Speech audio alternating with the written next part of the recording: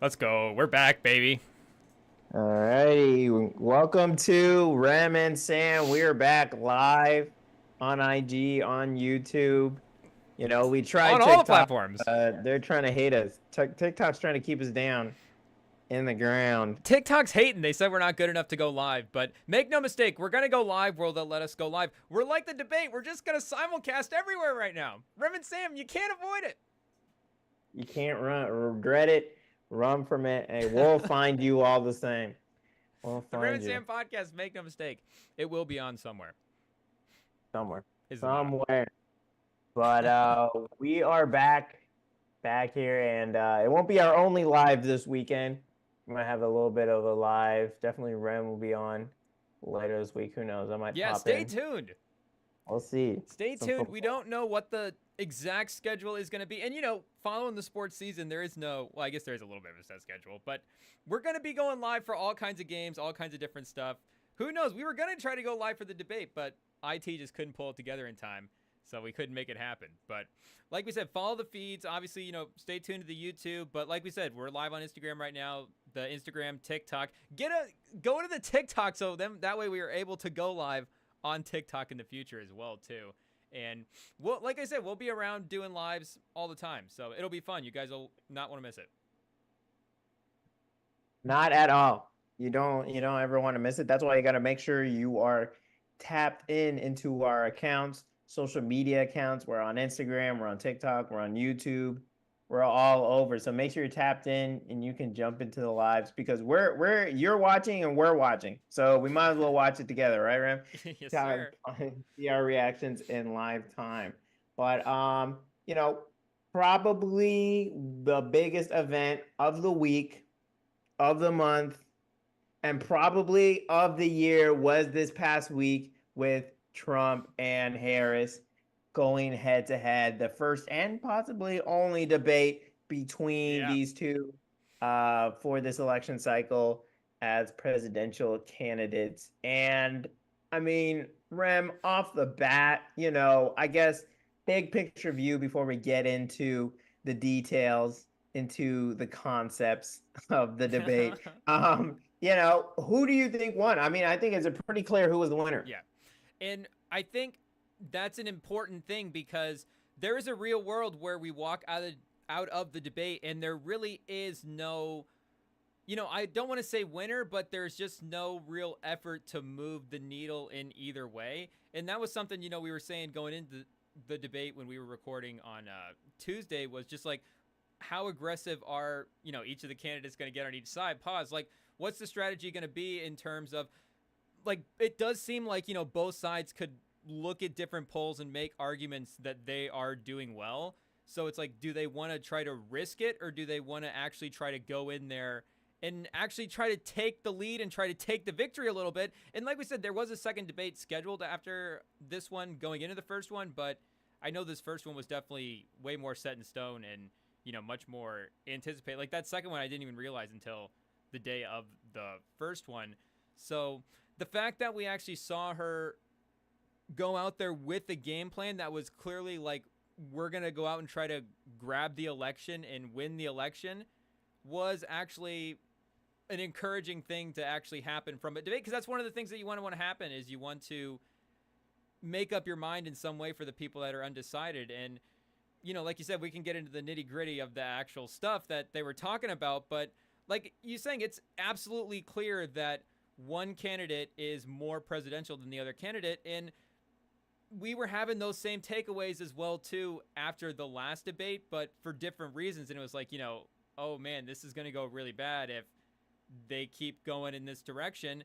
And the tables have turned around on this one. And like we're saying, there's a clear, whether or not, you're locked in on all the policies, like there is a clear, definite more presidential candidate emerging out of this debate, which I think is an important thing that actually had happened. Yeah, and here, let me see if I can share. It looks like I don't know if the people um will be able to see it. oh no, we can't. Okay, it's all good. It's all good. People on IG will see it. Shout out. Yeah, But share it on IG. yeah. No, let's I don't know. Here we go. I think we sent a request or whatever.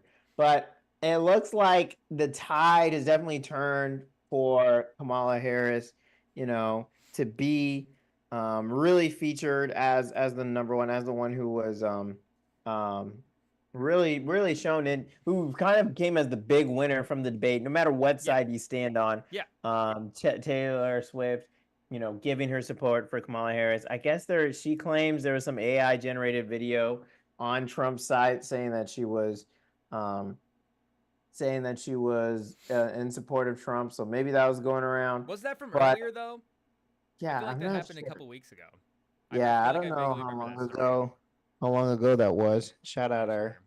I don't know. But um, let us know in the chat what you guys Yeah, think chat. of the debate. I don't know. We got some viewers on Instagram, so we gotta get the chat going. But I mean, you could just tell from the debate how Harris, you could see the prosecutor in her really come out, the lawyer in her really come out and find ways to bait Trump. And, really, they're both on trial here in front of America. America's asking, through David Muir and his co-host, they're asking these questions. ABC is asking them questions, and, we're finding out what their platforms are. And so, it's just crazy because you could see very much Trump at the end, after the debate, trying to do a lot of damage control, saying it was his best debate ever, saying it was 3-on-1, saying it was rigged, saying he doesn't want to do it, even though he won it, even though it was rigged. I don't know. Him going, and then something I thought was really telling was they have something called the spin room where there's a lot of media are I've seen there pictures of with that. cameras and stuff. Yeah, and usually they call them surrogates, or people representing those main people in charge go, and they go in there and to spin the story however they like. And they shout out Billy Buckets saying what's good, but hey, shout out, Hey, just Billy checking the Buckets, chat what's right up? now. Hey, you gotta send waves to all the people joining. Shout out Billy Um, Buckets. yeah, shout out. Friend of the pod, OG. Big friend. But he went in the spin room. Trump went into the spin room, and it was very clear from that of, just how much damage control that he himself would have to go there. Like he had to. It kind of felt like, he felt a little, felt like it was just going downhill for him and his platform. So, on top of that, you also have, all the talking about dogs getting eaten and stuff. I don't know. It was a very bad look on the whole evening for Trump, especially when there were points that he could push Kamala on, and not just immigration. When you look at fracking, when you look at the economy, a lot of stuff that's currently going on, there's definitely points that Trump could have pushed on to level the playing field. But instead, he got baited into getting angry, and, Harris really dove in onto the points that she's really strong in terms of abortion, and then in terms of and I'm trying to remember. There was another point that she it The wasn't just abortion, opportunity but economy? oh yeah, and then economy in terms of like poor versus rich kind of thing. Yeah, yeah, That yeah. was another. They're I def- just know that was another big point. I don't know if that's what you're talking about, yeah,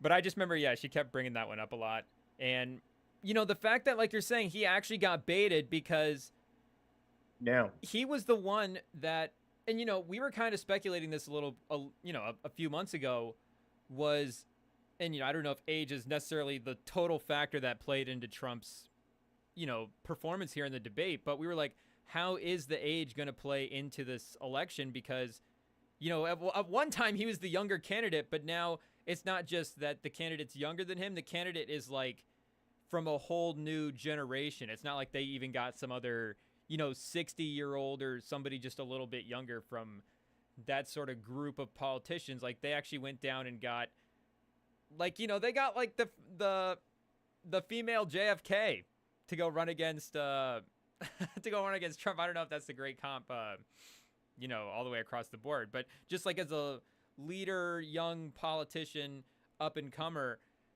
and the fact that we knew he was the one that was more likely to get baited in the debate, and it actually ended up happening is, again, another proof of, like, and she was saying, and I was hearing other people say this as well too during the debate, was like, you know, when she's talking about how these other world leaders are talking about how they can manipulate Trump, and then she's actually doing it in the debate, like proving what she's saying over and over again. It's like, yeah, okay, clearly there is I think maybe a little cognitive thing there where maybe he does need, maybe the age thing would play a little bit more of a factor into it than I thought before. But yeah, the baiting for her was really incredible because, you know, I think for the most part, both of them didn't really, like you're saying, expose too much overall. So it was really going to be like who slips up on sort of the fake news and the narratives and who gets swallowed up in that stuff. And I mean, he laid all the breadcrumbs out for this too beforehand, because I don't know if did you watch this live at all? Were you locked in live? Or did you see like yeah, no, I was locked in. I'm like, this is it for tonight. I know, this was like a major event, pay-per-view. Yeah, this is it. I would have paid for it. But else. I don't know if you were watching any of the pre-coverage at all, but I looked at it barely. Yeah, I just had it, you know, I threw it on before. Because I knew I was gonna read it all anyway, and like, you know, it's all people saying stuff, what they think happened and all that. But you know, you just have it on beforehand while you're waiting for the debate to pop on. And I remember they started showing the stuff that he's posting about the, you know, like the AI memes of the cats and all that weird stuff. And he's, you know, posting it over on his True Social accounts. And it's like, okay, you know, he's obviously always been a little bit of an odd poster, but that's like kind of weird in a way that Trump has never really posted before. And I guess I'm not locked in on the True Social account. I've just like never seen a story of him posting anything like that. And the fact that he actually ended up getting swallowed into it. Did he actually see something on TV? Did you see, was there actually something on TV about a guy like getting his dogs eaten? I mean, I remember hearing the stories, but what did he see on TV? There was some clip going around that there was some dog getting eaten, but it was from a woman who was from Ohio. She wasn't even an immigrant. Oh, was it that cat? Yeah, I don't know. There was something. I saw that video. But I mean, it's like I did really like. That's just like a normal crazy person video. Well, I guess you know. You know, it's of course got to be blown up by a whole lot of people. But I did like the moderators in the moment, you know, correcting people. You know, telling them, hey, like, you know, this is, or in the moment correcting Trump on that, being like, city manager said no threats, yeah, things you gotta like say that. Something. Come on. And now the poor city has to deal with bomb threats, you know, and of course there's vitriol about, you know, there was an immigrant who hit a bus, which, you know, the son died, and, you know, that's very, very tragic. Never want something to happen. But, you know, the father himself being like, hey, you know, stop using my son's death to pour out all this hate speech. I mean, the father himself went so far as to say, you know, he wished that he had been killed by some like 60-year-old white man. And it's just like, that's a wild thing to say, to get to that point, to be like, you know, I wish my son was killed by someone else, like a white man, you know, rather than being killed at all. And it was just insane to see that read. And then of course it was taken on by some conservative platforms, and they're saying the parents should be executed and stuff. And it's just everything goes way too far. It's just, and to be honest, like, for a lot of people who are like, this is new. No, it's not. It's just, it's a lot easier to access it these days. But it's just sad to see how, you know, all these different stuff is being used as a political campaign, including, especially on their own website by Trump. And that's a perfect example of why the moderators have to, like, if for the people that may think that the moderators were unfair in this, like, that's a perfect example of why they have to step in and say something, because I saw the clip that you're talking about of that, if we're talking about the same one of the, you know, lady in that poor unfortunate cat, where like the neighbor, like, is it the guy and he's like talking to like the neighbor? He's like, I didn't watch it, but I just saw comments about it.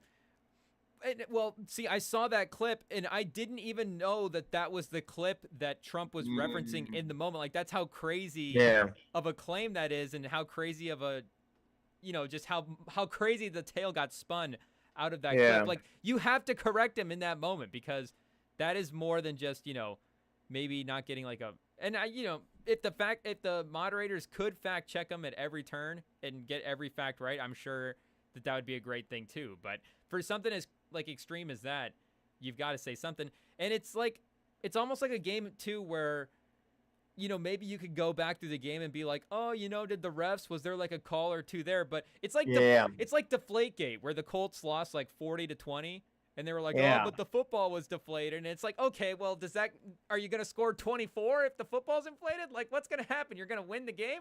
Like, it's not, the moderators aren't going to change what ultimately happened in this debate. And what happened was, like you're saying, Harris baited Trump into, claiming misinformation and looking bad and making these false claims. So at the end of the day, I actually think they did a good job. Yeah, no, you're right. And I think there was the one outright lie on Kamala's side, just in the, in the tone of being fair. Wait, what's that one exactly? There was one where they were like, Trump gave us the worst blah, blah, blah since blah, blah, blah. And she said the worst employment rate since the Great Depression, and it was actually since the Great Recession. So not 1948, 2008, but outside of that, there wasn't really an outright lie. Of course, all politicians are going to kind of fudge the facts. But yeah, Recession, depression. I mean, she's just, she's Eminem at that point. She's just rhyming. It's bars. But yeah, I mean, when you compare it to the other side that's talking about immigrants eating dogs, that it is just talking about all these horrible, trying to distance away from Project 2025, even though there's so many people who work with it, who are part of his, who were part of his administration or who are close to him, I'm surprised that Harris didn't really bring up as much as I thought she would. I mean, she did a bit, but not as much hammer on him being a convicted felon. I would have, if she, from her side, that's something I would have mentioned that a couple times. Advice, like say that on TV because he is a felon, and just really pounding in the fact that now she did do a good job of pounding the fact that the court has pretty much given the presidency like almost immune powers, and it's kind of crazy, if he does get into the role, what he can really do, especially if he's going to try to really go through with this mass deportation. And for Trump as well too, like, it's really telling that he won't do the second debate, because he's the type of guy that is like the competitive guy that would always seize the moment and always sort of ride the wave out. Like he knows how to, or at least in the past, it seemed like he's had times where he's known to sort of ride the momentum when he's gotten in. And if he had actually had a performance in this where it's, because early in it does seem like he is playing, like Kamala is definitely playing from behind a little bit, in the early part of the debate where, it does seem like she's trying to navigate some of the stuff. And, she just seems like she's waiting a little bit for just the way that Trump debates, like she's sort of preparing for it. And when he actually makes that claim that they're, eating the dogs and eating the cats or whatever, I mean, you could even see in her reaction just how much that she relaxes at that point, because I think at that point it's like, that's still, was that like 30 minutes into the debate, 45, like there's still 2/3 of the debate left to go. But once he makes that claim, it's like she's kind of won. Like if she just holds on, like she just kind of won the debate at that point. And when you heard him say that in the moment, like, did you think he was being serious at first? Were you like, is he actually saying this? No, I didn't think it was serious. I was like, there's no way he's serious. Whole president campaign, whole time as him president, you're like, there's no way he can be serious. And then he actually, he does it and is serious.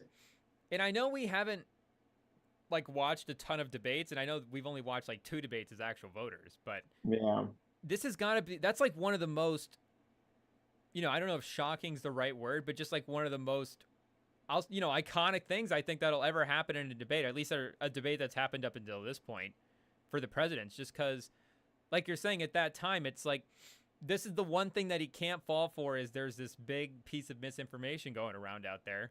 And if it, obviously if it was true, it'd be, I guess, maybe some good story for his side or whatever. But, it's like, obviously he can't fall for this big thing. And the fact that he actually fell into the trap is just like, it was just like an insane moment that actually happened. It was like she ran like a trick play and scored a touchdown in the second quarter. And it was like, wait a second, she's actually it's like 14-0 and she's got the lead all of a sudden. Like, what's happening? Kamala Harris, what's the live line at this point? Like, what's the spread? But pause. But yeah, that was definitely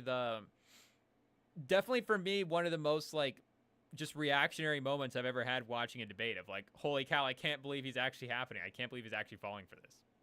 Yeah. No, it was just watching like a car crash, in slow-mo, and he just kept exactly, yeah. Just kept driving. He didn't let his foot up with the gas. So, yeah, it was just crazy to watch, and it just happened over and over and over again. And yeah, no, it was wild. And I would still you get it. You pause real quick. I didn't get it. Well, do you need to take a break? I can keep going if you need to take a break. Yeah. I'll be right back. Otherwise, we'll lose the stream. So you're no, are you gonna get some food? What's going on? No, I left a package outside. Oh, Sam's got a delivery. Perk of the Bay Area. If you leave your packages outside, they won't be there anymore. Jeez. Go. Okay, I forget what we were talking about. Obviously, we were talking about the debate, but obviously, I hope we do get a second one at some point. It would be nice, and I think it would be smart for her too, obviously, to keep calling for it, because if he's not going to do it, keep pressuring him, keep highlighting the fact that he's, make that obvious that he's trying to duck you at this point, because, make no mistake, when you got a grandma, you got to check a lot of polls to try to prove people right. Shout out grandma if you're in the chat. What's up? But yeah, make no mistake, like we were saying earlier, there's polls that are all over the place. But with the way the polls look for Harris right now, you got to keep pressuring him, and you got to keep exposing him, and you got to keep your Trump did not need to keep his foot off the gas, or on the gas, like Sam was saying, and Kamala kind of needs to do that at this point from a campaign strategy. This is tough that Sam just left us here in the middle of the debate talk, but we're gonna keep doing the picks draft upcoming as well too. We've got week 2 picks, and we're gonna be doing maybe a little Kendrick Lamar surprise Super Bowl halftime draft. Stay tuned for that. What songs do we want to see Kendrick Lamar perform? And stay tuned, and when we get to it, obviously drop in the chat.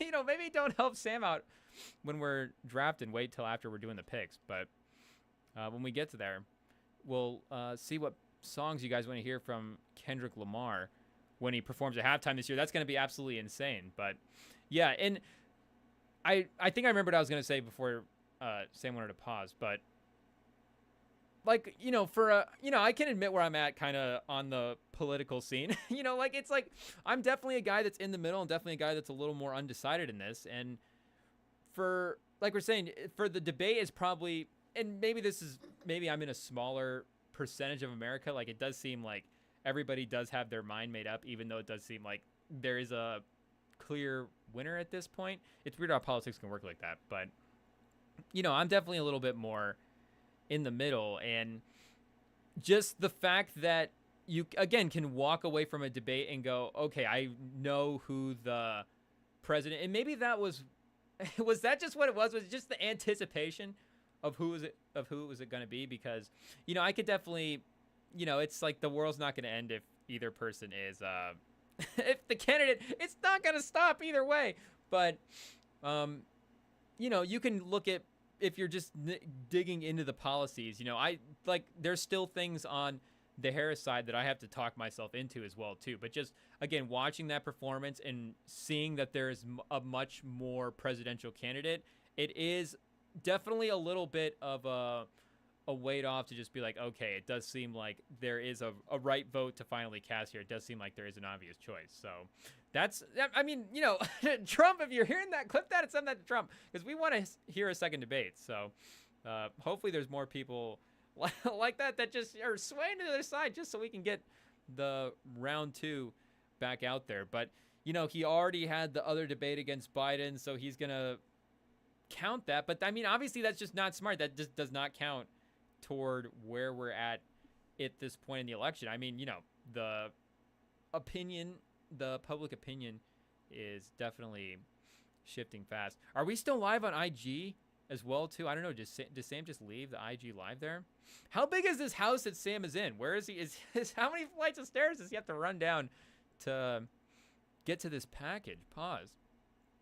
And what did he get? Maybe it's just like a big delivery.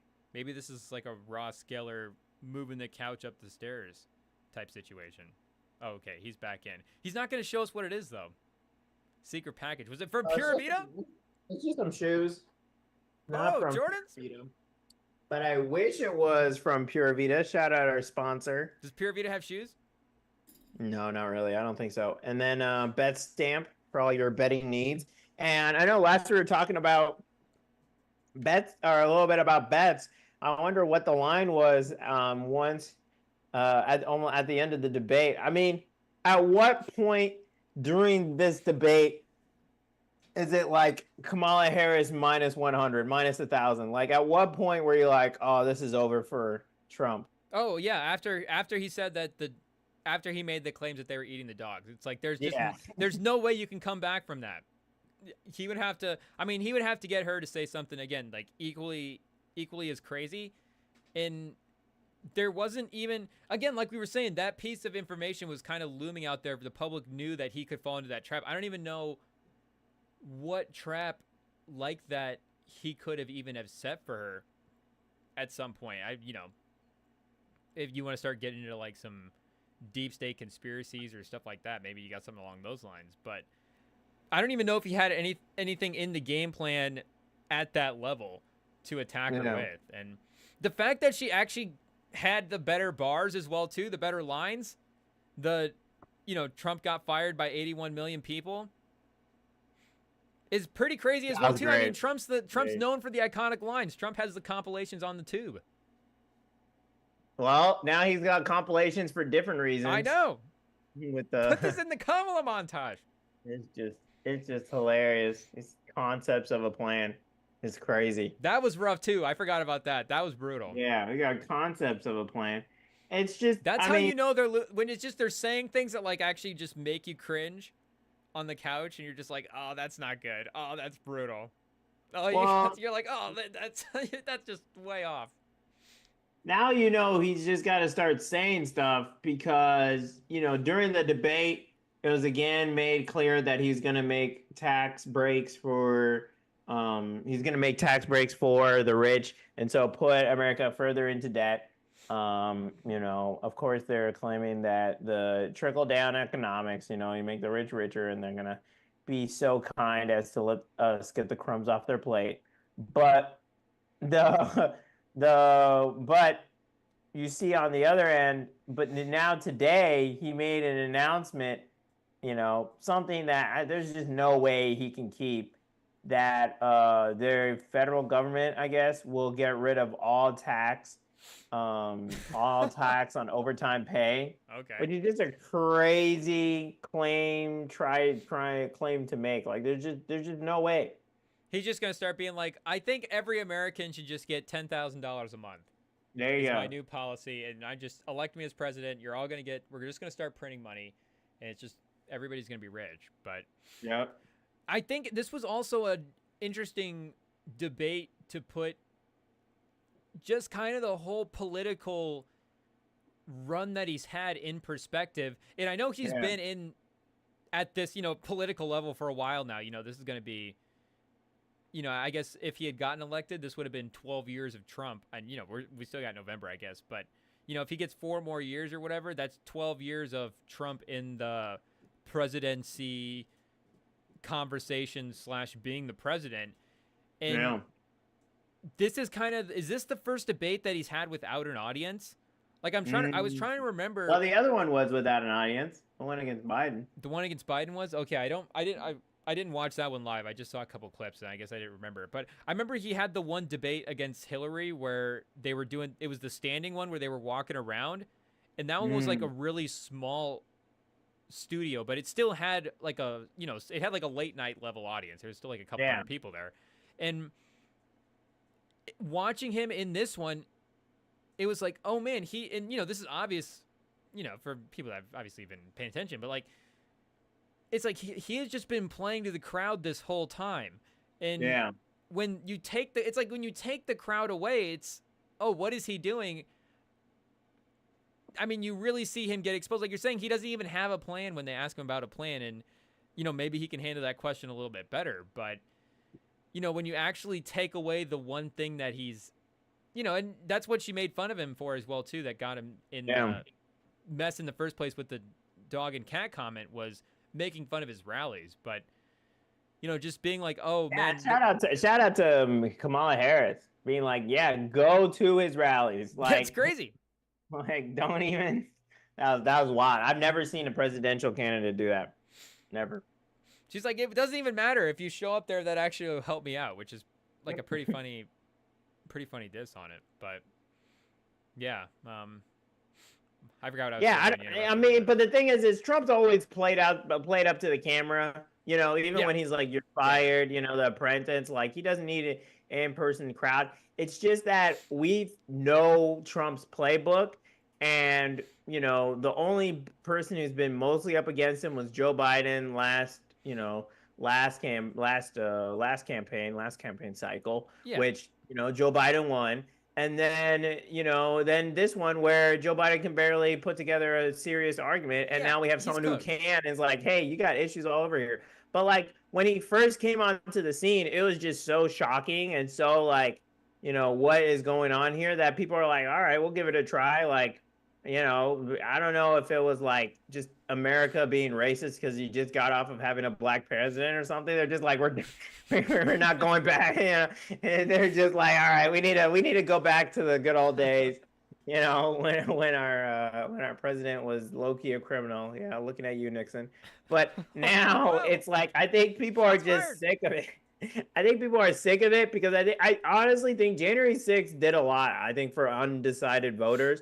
Like, obviously his base didn't change much, but the way he handled that too in this debate as well too. I forgot about that. Exactly. And him just denying that he lost. Like, now, unless you're like a serious like fan of his, like you're all in, and he could shoot someone in the street and be fine. Like, if you're like, you know, someone who's kind of in the middle, it's like, okay, this guy may be crazy. Like, you know, he doesn't accept he lost. Our Capitol kind of did get stormed. Like, and you notice how they haven't claimed it's Antifa anymore. You know, you don't hear the, oh, it was Antifa whole thing. Like, they kind of gave in on that. I didn't hear Antifa once in the debate. Was there an over-under for Antifa mentions? Even they kind of gave up on that one. So it's just for him to just take that L on our like Capitol getting stormed. It's a lot. And then you start talking about the rich getting taxed back. Like, come on, like, people aren't that slow. Like, you can't get everyone like that. And then now you have a chance for, you know, a person of color, you know, a woman to be a president. And now it's definitely an uphill battle, especially after this debate. And you know, I really wish that she had harped on it more, but he is a convicted felon. Like, that's gotta mean something. And you asked me earlier too, when the moment I thought Trump was cooked, the actual moment I thought that he had lost, I forgot about this, was earlier, like after Kamala first got announced, when I saw a post saying that when The Simpsons predicted that Trump was going to be president, they followed that up with a woman president. And I was like, oh, well, The Simpsons are obviously never wrong, so obviously she's going to win. And if I'm going to be honest too, I mean, obviously I learned that in the post. Simpsons are a big blind spot for me. I've never sat down and done the binge on the Simpsons. Hey, there we go. We're in the same boat there. So at least one of us is not just holding. Yeah, it's not. We're both done in for. Yeah, neither of us. Simpsons and SpongeBob. Those are the two. SpongeBob, I'll probably never catch up on. I'll never. I don't think I'm. Well, I don't want to say I'll never, but Like, I don't think I'm going to be the one that, like, if I have kids, is like, do you want to watch SpongeBob? It's never going to be me bringing that up. It's always What going if to. they ask them? Yeah, that's what I'm saying. If they ask, then, I mean, who cares? But. Oh, they'll let your kids watch SpongeBob. That's the headline. Yeah, they can, I'd cripple their brains. Who cares? But. Is SpongeBob better than TikTok at this point? I don't know. Hey, that's a good question. That's a good question. But. Oh, that's funny. I would never bring up SpongeBob as like, I need to pass this on to the next generation. Yeah. For posterity's sake. But The Simpsons, if The Simpsons are going to call it, I was like, then Trump is definitely cooked. So. Yeah. I mean, if The Simpsons are good with it, that makes me feel good too. We'll see. We'll see. I don't know. It's just crazy to me how. I mean, I guess I shouldn't be surprised how lopsided the whole debate was and stuff.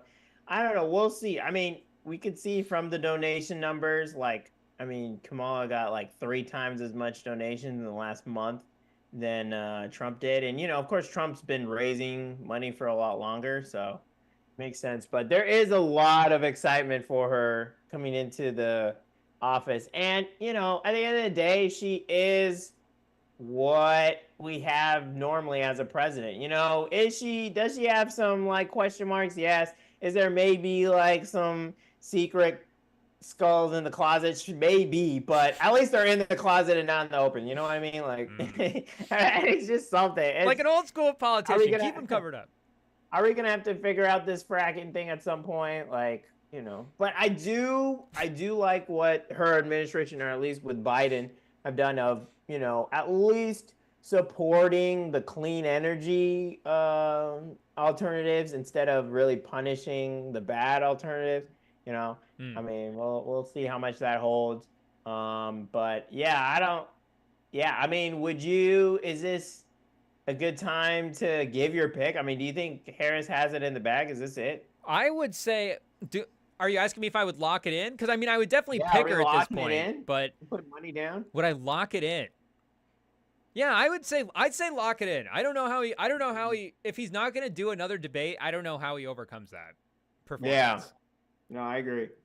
Because there's going to be nothing for, I mean, like I was saying, while you were stepping away to get your stuff, like this debate for anybody that was kind of undecided like me, like it's definitely like, okay, you got to go in and vote for Kamala now after this performance because of the fact that she just looks so much more presidential. And if he is not giving himself a chance to redeem that, then I don't know how he's going to end up winning. So I would say, I don't know if maybe I'm like 98% of the way there to lock it in. Maybe give it like another week or so. But I mean, we are like low key close. We are getting close. It's the middle of September. I mean, they're already doing mail-in voting for some places. Oh, so are we gonna get some early results? I don't know. I think one of the states, was it North Carolina or something, had to delay because they couldn't get JFK off. But yeah, they're already talking about. People are already casting their ballots. So, it's about that. It's about that time. It's time to start voting. Election early. What are we, like 6 weeks away? Yeah. Also, another horrible, tough move. I was just thinking about vice presidents if they were going to do a debate. Is when Trump was talking that he didn't talk to JD Vance about the abortion ban. I think it was. Yeah. Like if he had one, he would, and they're saying he would do it, and he's like, "Well, I haven't really talked to JD Vance. Have you not talked to your VP pick about one of the biggest topiks?" Obviously, he doesn't talk to Vance. Nobody wants to talk to Vance. No one wants to talk to him. If we're gonna take him at his word, like he just didn't talk to the second most important, like his only other most important person in his administration besides him about like abortion and what his plan is with it. Some of the biggest posses. We're just supposed to believe that? Like, I don't. And just even the pick as well, too. I mean, I know we talked about it when he got picked, but just the whole pick, the way Vance has carried himself throughout the campaign process, that hasn't helped Trump's stock either. Well, he thought he was going against Joe Biden. And that as well, too. Like, he has had time. Like, let's be honest. The man has had some time to come up with a game plan to go against Kamala. I know that...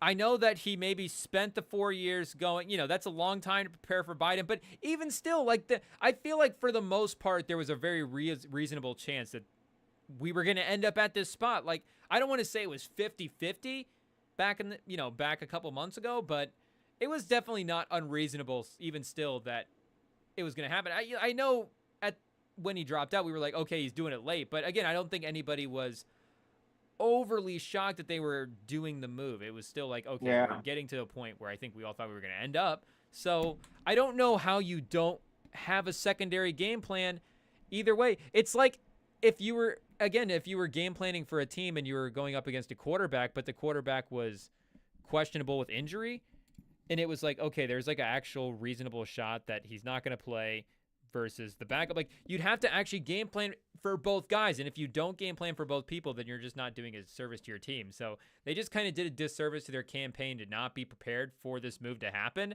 And again, it's like sports. You got to compete against the best. So we're doing it's the highest level of campaigning here.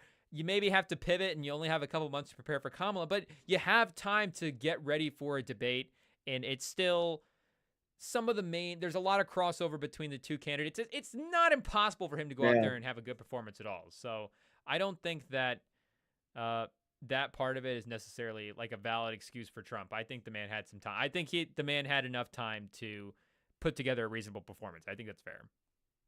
I think he's been caught with his pants down, positive. Again.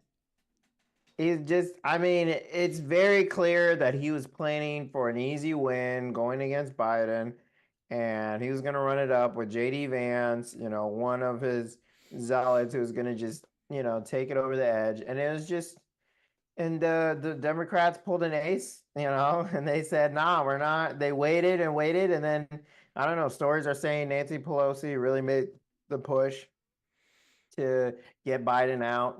She was working in the background and got Harris in there, and now we're at where we're at. But I mean, like you mentioned, there has been time, but at the same time, the amount of planning that goes into a campaign like this, it takes that much time. It takes 4 years, and so for it to just suddenly change like 6 months out, it's just it really caught him reeling, So is that ultimately you think why they waited so long to do it? To make I mean, there might have been some chess of letting Trump, make the pick and switch it up later. I mean, like, because there's no way no one knew. Like, there's definitely spies, I feel like, on both sides.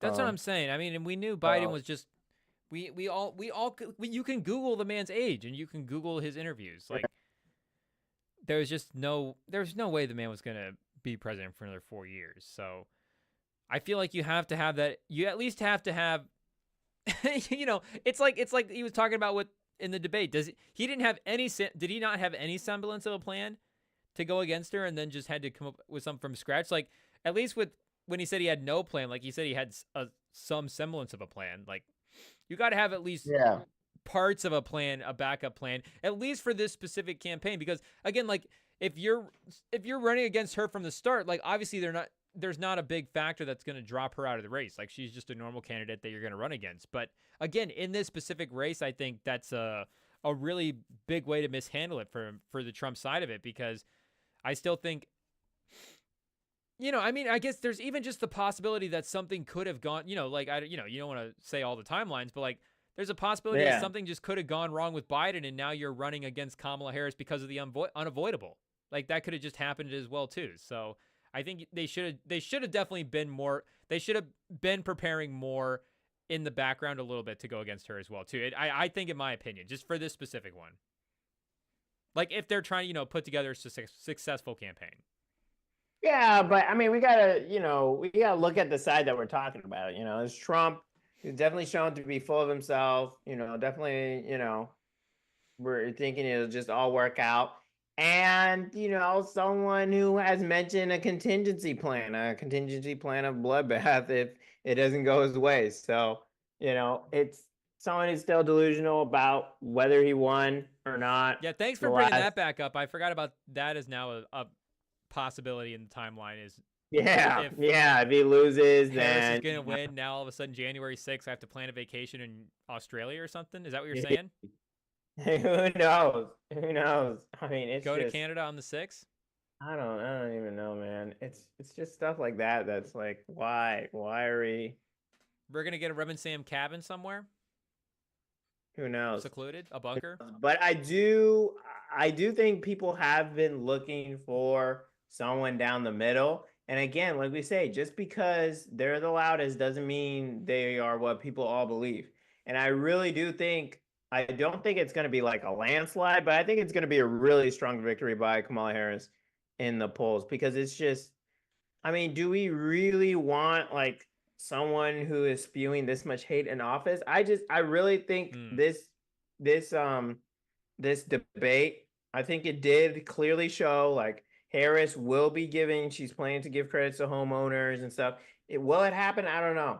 But I do think that I think there was also something she mentioned like no military members in an active war zone I right saw now. that get fact checked on Yeah, Instagram. Yeah, yeah. Technically, it's not true. There's definitely plenty of members in active war zones, but it's but I just think honestly, again in the moment, like I don't, I know, I like for me, I was kind of like that might not be necessarily true. Like I was kind of able to use a filter in the moment to be like wait a minute. like wait a minute, that does, like I just can't, just can't believe that we would do that either. Like that doesn't seem right. That We're not putting America, our hands. We're not trying to make some money somewhere. yeah, America right now has no soldiers overseas, is what you're telling me. Like in the moment, there was some stuff, but I mean, not to rehash what we were saying. Like obviously, you can't lie in a debate, but you know, that's the type Oh, of you've got to be also as a viewer, you've also got to be able to use some discretion. But then there are times when maybe that the viewer just isn't able to, like I was saying earlier, like the moderators actually stepped in and helped a guy out like me who didn't know what was going on in that moment. So I still feel like it all kind of worked itself out at the end. I was trying to yeah. see if I could find like actual betting odds Oh for gosh. the I for mean, the you can elect. definitely Oh, bet okay, yeah. on So right now Harris is minus 108. to win the election. Yeah, Trump is plus 114. So it's still pretty even on both sides, but I mean, yeah, she's still. You could see. I could definitely see that moving for her as well too as we get closer. Yeah, no, it's tough. I just think there's too many people who have been trying to find a middle area and to have Harris, at these rallies, you know, talking about fracking, being in favor of fracking, being, patriotic, showing some of that stuff. While this had past administration, it wasn't perfect. Those Ukraine payments are looking kind of tough. It's still something I think worth running back. And so I mean that's the question is how much people don't want it to happen again. Talking about is she Biden or and her trying to see how much she can distance herself from this past administration because it's like oh well this was pretty much you were already in that administration and I think that was some of the tough questions she had to answer in this debate of like hey you are in office but that at the same time Trump did look a little dumb when some of those answers where he's like well we'll go down right now and write it into line. It's like okay well you can't actually do whatever you want from the White House like that's not And she's the he's like oh VP as wake well up too. Like Joe and stuff yeah how much policy is the VP affecting? yeah exactly. That's not. I don't feel like that's not really their role. Yeah, like you can't just do whatever you want, but I don't know. We'll see. We'll see. I don't it is worrisome. So anyway, Are we still live on IG? think we are after the Oh, phone let's go. 5 times. Yeah, we've had people come in and out, you know. The door is always open. They can come on back if they want. Um Another big announcement. We can keep going on the non-sports stuff real quick. As you saw, maybe the reason you clicked on if you're on YouTube talking about the halftime performer for this year's Super Bowl Kendrick Lamar has been announced Yeah. as the Super Bowl performer. And before we get into the before we get into some of the songs he might pick, because there's one he'll clearly be talking about. A lot of the community were very much against this decision, and that was because of a certain artist who was seemingly snubbed from New Orleans. I don't know. People are talking about or why aren't we doing from the hometown? Now people are like, well, they don't usually do a artist from the hometown. But I don't know, Rem. I mean, I'm assuming. Do you know who I'm talking about? I mean, I guess maybe you. Of course we know who you're all talking about. Of Lil course you Wayne got know. snubbed from doing the Super Bowl halftime performance. Kendrick Lamar is doing it. But I think that's great because, like you said, they don't necessarily do the hometown connection all the time. Like Exactly. they could have had Kendrick Lamar there last year when the Super Bowl was in LA. And I don't think Wayne is the type of guy where it's like he can only do the Super Bowl halftime if it's in his hometown. Wayne's a big enough star that I think he's in the mix to do the Super Bowl halftime at any point. It's just the level that Kendrick Lamar is at right now. If that is on the table, I think you have to do that. And I think it makes a lot of sense that the NFL wants to, be partners with some of the bigger cultural moments that are happening right now. So I think it's obviously I don't know if you saw the quotes on IG, but Wayne said he was like Wayne's down bad about this. He's said he's broken up. I know. No, he saw the live, his IG live. Oh, is that why the people are going in and out? They're going over to the Lil Wayne so. IG live. Lil Wayne, can we just call into the stream? Well, call into a stream. Yeah, do that. Call in. But yeah, I think Wayne can definitely do it at some point in his career, and he's also, again, he's a big star, but he's a veteran as well too. So I think they tend to lean more veteran type people. Like I think he would still get it like over like Sabrina Carpenter, right? Or something like that. Yeah, no, I would argue they go more like who's super hot right now. You know what I mean? And Lil Wayne, while he's one of the GOATs, obviously 13 Grammys, countless other awards. I don't think you can, I understand why Kendrick Lamar was picked. And it's just the moment, it's his summer, for the rap beef and stuff. And I don't know. And I feel like dropping an album really does help your case as well too for being a performer, because I feel like the last couple of people, like The Weeknd, I feel like when he did it, it was either right before or right after he dropped, was that After Hours? And then like the Dr. Dre, obviously they weren't dropping an album when they did theirs, but Kendrick's got the new release that's that he's been working on that has been teased as well too. So if Wayne was maybe doing bigger album rollout, then maybe he's on more play to do it. But obviously, again, we don't want to disrespect Lil. Like it's tough. No, we're not. No disrespect. We're just talking about why he wasn't. Yeah, picked, I mean, it's your hometown. It's just it's unfortunate timing. But I would still make a bet that Lil Wayne could do the Super Bowl halftime at some point in his career. Yeah. Maybe that's like 10-1, 15-1, but I still think that'd be a good bet. He's been around for a while. I just don't feel like they've ever done the newer person at the halftime. Again, like I feel like somebody like like Taylor Swift is obviously a newer person though. What? Is Kendrick a newer person? No, what are you talking about? Kendrick's been around. Good Kid, Mad City. Oh, you're looking like who they could have potentially done. No, I'm just saying like like the next couple of years, like who's going to be in the mix to do it. Yeah. Like, obviously Taylor Swift, but she's a veteran as well too at this point. But who would Dua Lipa get the Super Bowl halftime over Lil Wayne? Like, obviously, maybe she's a little bit bigger of a current star, but again, I feel like they go more. Like U2 did the Super Bowl halftime a while back, right? Like I don't know, is U2? I guess they still do arenas and stuff, but in stadiums. Yeah, but I don't know. You wouldn't I say don't know. like I think YouTube's it the was just hottest more artist of around. like, yeah, I think it was just more of the whole rap beef and like, and then of course Drake singing about, as big as the Super Bowl in that one song, and then Kendrick actually performing in the Super Bowl. It's just, yeah, it's insane. I don't know who the alternatives are. I've never been like look deep into it. I will admit, Usher being in a Super Usher was Bowl, last year, yeah.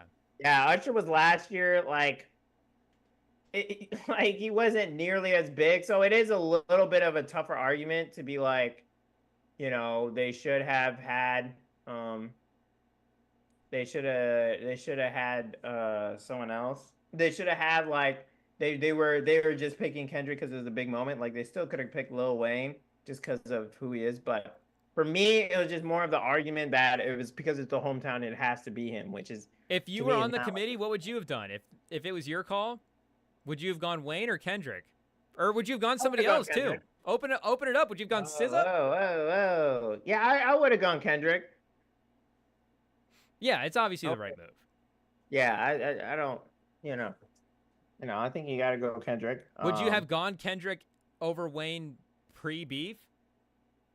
No, I don't think so. Mm. I mean, the beef took him to another level. Like, I know, but if you really look at it, like the beef only added, well, it added a bunch of songs to his catalog. Yeah. But like, in terms of like, he's not gonna play Meet the Grams at the Super Bowl, I don't think. But hey, who knows? He might just go through the rap am beef I song. saying picks? We'll get into it. But I mean, it really only I guess my point is it only added like a couple songs to his catalog. Like the majority of the catalog that he's gonna be performing was already out before the beef happened. So yeah, I get obviously the rise in status took him to it. Really raised him up into the GOAT conversation. But again, the majority of the songs was already released up until that point. So I think. well, and if he's a real one, he should bring out Lil Wayne. But would Lil Wayne want to go out though? Because now he's going out with Kendrick, and he's a Drake guy. Yeah. That's why I think Lil Wayne's kind of already written that. Like Lil Wayne said, that's why he's heartbroken that he's not performing. Do you think he put that out there because he wants Kendrick to reach out? Well, yeah. I think he definitely wants to be there. So you think Wayne would go up? You know that the Super Bowl performer, they don't pay him at all. NFL doesn't pay the performer. Really? Yeah, they don't. Well, it's just Not at because it's all? so much exposure. Yeah, that's what I've heard. I thought they just didn't get Spend their paid own very money. much. I thought I No, saw you that don't they get got paid at like all. 200K or something like that. No, they don't get paid at all. It's free? A free Well, performance? yeah, but there's a whole stage and all that. So a lot of times, Do they pay for? Do they like fund it? Do they pay? Do you get a budget? I think maybe. get I'm funds? not sure, but I know they don't get paid for it. That'd be crazy if you just like, hey, do you want to do the halftime and put on the show as well too? Yeah, exactly. I mean, obviously PG Lang's gonna have creative, obviously, but Jay-Z, give him Apple doesn't have a little money to put aside for the Super Bowl halftime. I know. I guess you're gonna make it all back right away though, with however many people are watching it. Are you gonna watch it? Yeah, obviously. Okay, Man, I gotta watch the Chiefs get their three-peat and then have not like us in it, and then just finish it off like no team like us ever. Yeah, bring it back out at that. From history, yeah. Yeah, no, I'm excited. But But Wayne can't go up, right? I mean, the guy that put Drake on in the industry. Yeah, that's crazy. I don't know. Can't he be friends with both? Can he at this point? Can anybody? Is there anybody that's friends with both? That's the question. I mean, can he be friends with both? I don't know. I Drink mean, what's champs? his face? Lil Yachty said he liked the song "Not Like Us" and then got taken off a Drake song. I think it was just like the little ad libs, but he was taken off. See, I don't know. I don't know if Drake's side would let anybody be friends with Kendrick. Yeah. I mean, why would you, right? Who knows? I don't know. I think it's totally off the table. Lil Wayne can't, unfortunately, do a guest appearance. But like I said, I think he'll be in the mix at some point in the Lil future. Wayne can't do guest appearance. Yeah, sadly. One of these days we'll get him on Rem and Sam. Yeah, he can do a guest appearance here. Maybe if we watch Super Bowl live, can we get Lil Wayne to do a Super Bowl halftime for us? Oh. Lil Wayne, we'll do it for we'll put on the show if you want to do the halftime for Rem and Sam. Do we go to New Orleans? Rem and Yeah, Sam live show in New Orleans? Lil Wayne, slide in the DMs. Call we in. gotta, we gotta go live during the Super Bowl. I mean, of course we're going to go live, so we got to do a little. Like Sam said, he's got to watch his three-peat. Sam's going to be live on IG from the stadium watching the three-peat. Yeah. IT, reach out to Lil Wayne. We'll get the wheels turning. Yeah. Get something in the works. Do you think if we message him and be like, hey, do you want to put on a show? How do we pitch it to Lil Wayne? Because obviously there's just going to be a lot of people at the game already. So I don't think we can say that we put on a show bigger than the Super Bowl. Maybe we do. Do we tell Lil Wayne to drop a Kendrick diss track and then we go perform it outside the stadium beforehand? Yeah, we could. About, how we have a little promoter party. Yeah. A little, those Super Bowl parties where he could perform. I think, yeah, dropping a diss track about taking the spot, I guess we'd have to workshop what the exact angles would be. Because like the battle proved out, make no mistake, it's tough to write a diss track about Kendrick. There's not a lot of dirt, and I guess it would just be a lot of complaining at that point if you're like, oh, he took my Super Bowl halftime show from me. Exactly. But IT, we'll workshop the idea and we'll get back to Lil Wayne. Okay, whoa, wait, don't worry. He will be getting a call from us. But what songs, obviously besides Not Like Us, what songs are you excited to see? So I was thinking, because I was going through his catalog, and I was also looking at what he had performed during the pop out as well too, because he performed a lot of his big hits on there. So I don't know if he wants to try to like just redo that set. But can I give you like a couple of fun ideas I was thinking of? A couple of fun potential songs. Okay. So obviously he's got to play. Well, I guess like he has to play Not Like Us, but he's going to do it, right? Obviously he's not going to not. I definitely want to see the odds on the over-under of how many times he's going to play the song or how many times he's going to go through the chorus. Oh, so you think there's a chance we actually get it multiple times? Because the thing is, it's what? How long is the Super Bowl halftime? It's like 15 minutes? Yeah, it's like 10 minutes going to be Not Like Us. 7 minutes Not Like Us. He's got more songs than that. I ain't going to do them like that. But, there is definitely concern about that. Concern from Drake Well, fans? like people online being like, oh, he's just going to play Not Like Us the whole time, Is that a bad thing? 15 minutes Not Like Us? I didn't say I didn't say it was a beat. Oh, we're giving us a rendition. Are we going to get pulled down?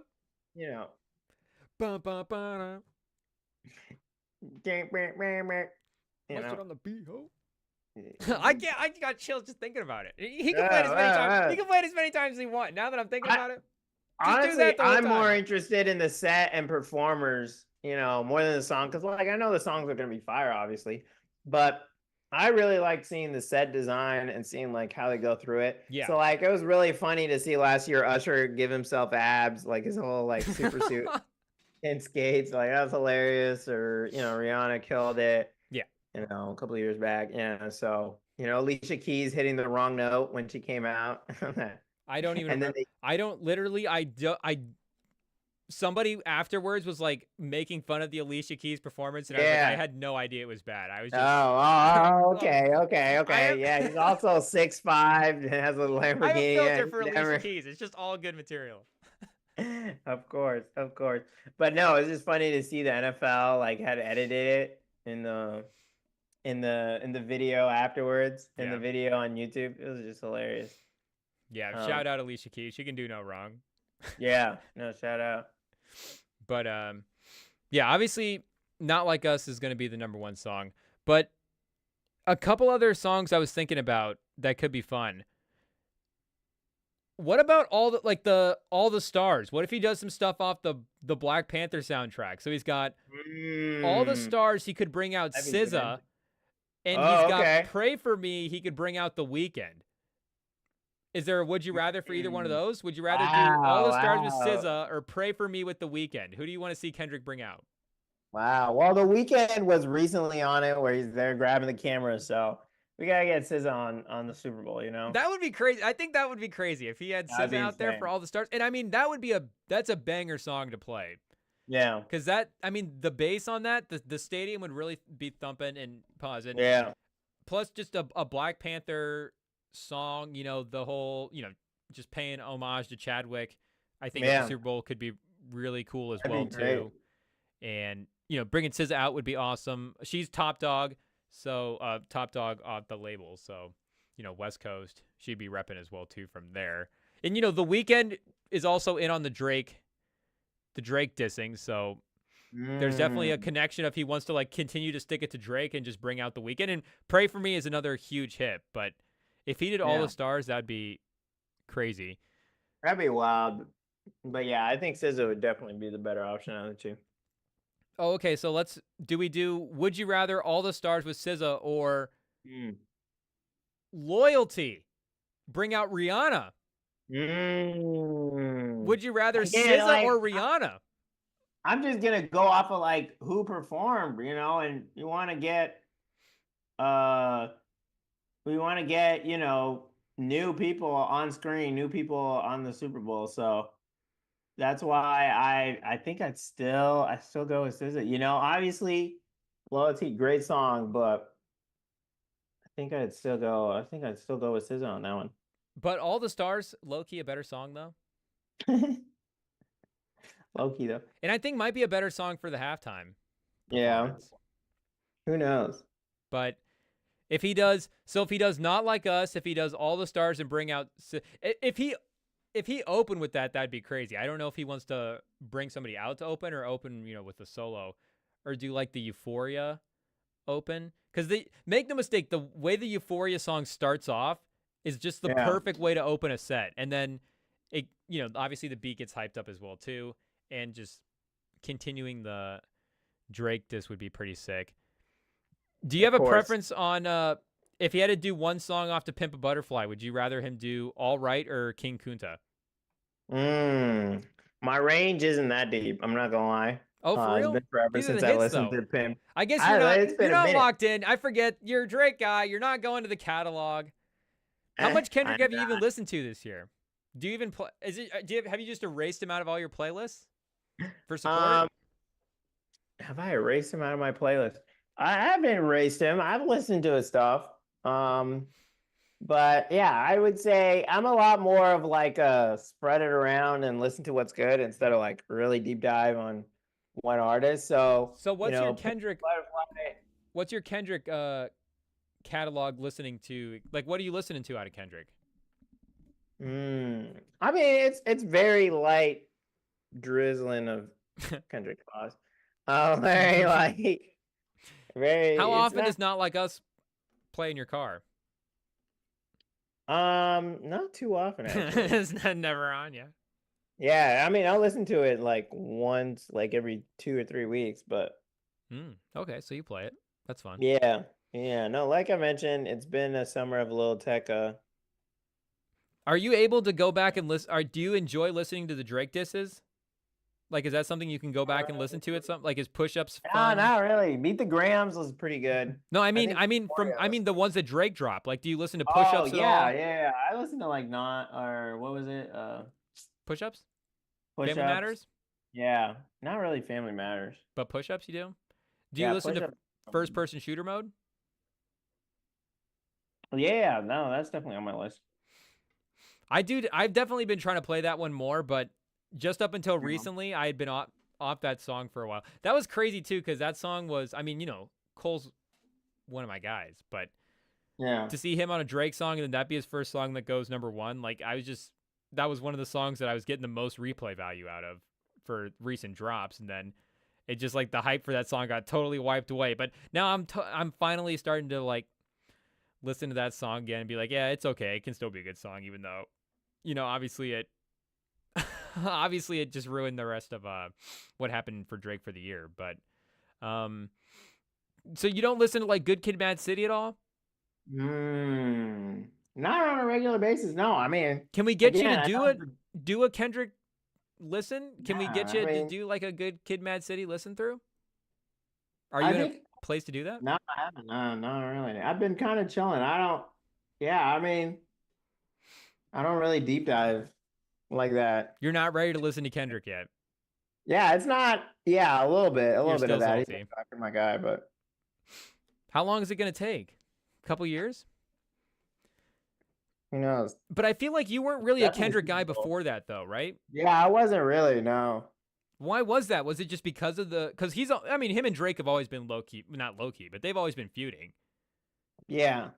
So is it because of Yeah. the Drake? No. Is it just because of that low key feud, or it just never happened? Well, once I started really listening to music, like it was kind of when it was in between that break for him, and then I did listen to Damn. Um, let's see here. Mr. Morale? Yeah, but I never like Untitled, Unmastered. I didn't really listen to, and then yeah, by the time To Pimp a Butterfly, I wasn't really listening to like music really deeply by that point. And then yeah, Mr. Brown, I don't know. It just didn't connect with me. Didn't get it into your streams. No, no. It But was you good. need, if you can overlook the beef and just go, this is one of the great artists of our time, if not the greatest. You know, I mean, if the greatest of our time, but if not the greatest of all time. You do need to listen to Good Kid, Mad City and To Pimp a Butterfly. I mean, you know, Good Kid, Mad Yeah. City's top 10 No, I album of mean all I time. wouldn't I don't think I'd say like, oh, I don't listen to it because he doesn't like Drake. But it's more of like it's just not my kind of rap that I listen to. Yeah. But I definitely respect the game.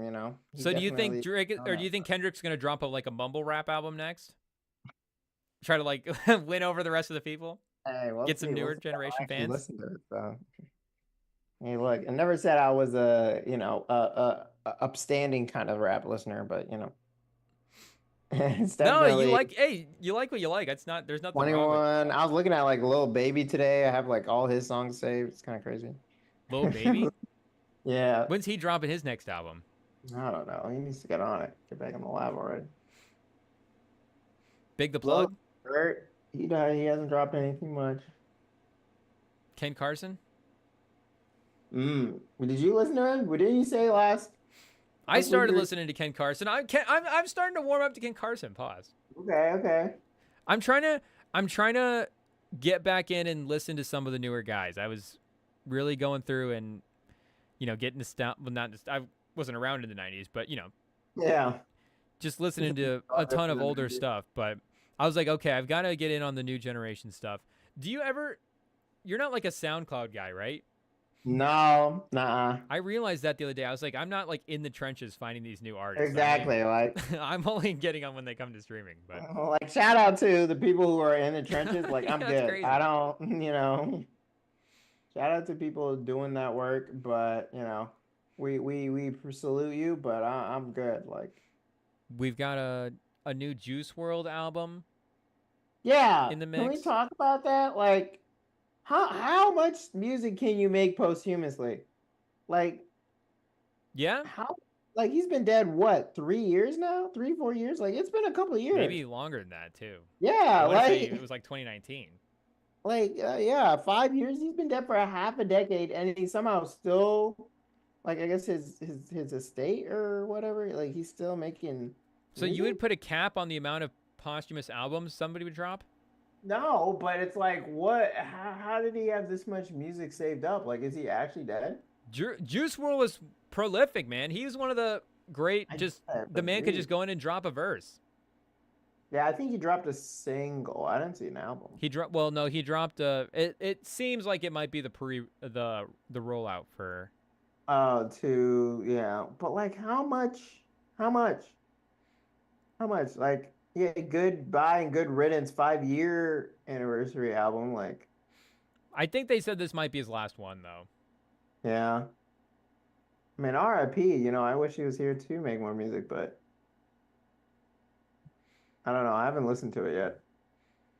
Do you listen to JPEG Mafia at all? JPEG Mafia? No, I don't.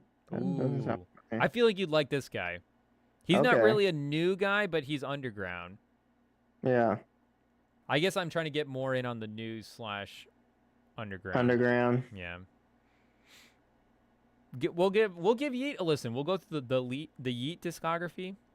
Yeah, new Yeet isn't good. Catch I up. know I'm one of those fans who's like, oh, I like all his old stuff. Yeet is actually where I'll stand by it. Like his old stuff ain't, his new stuff ain't great.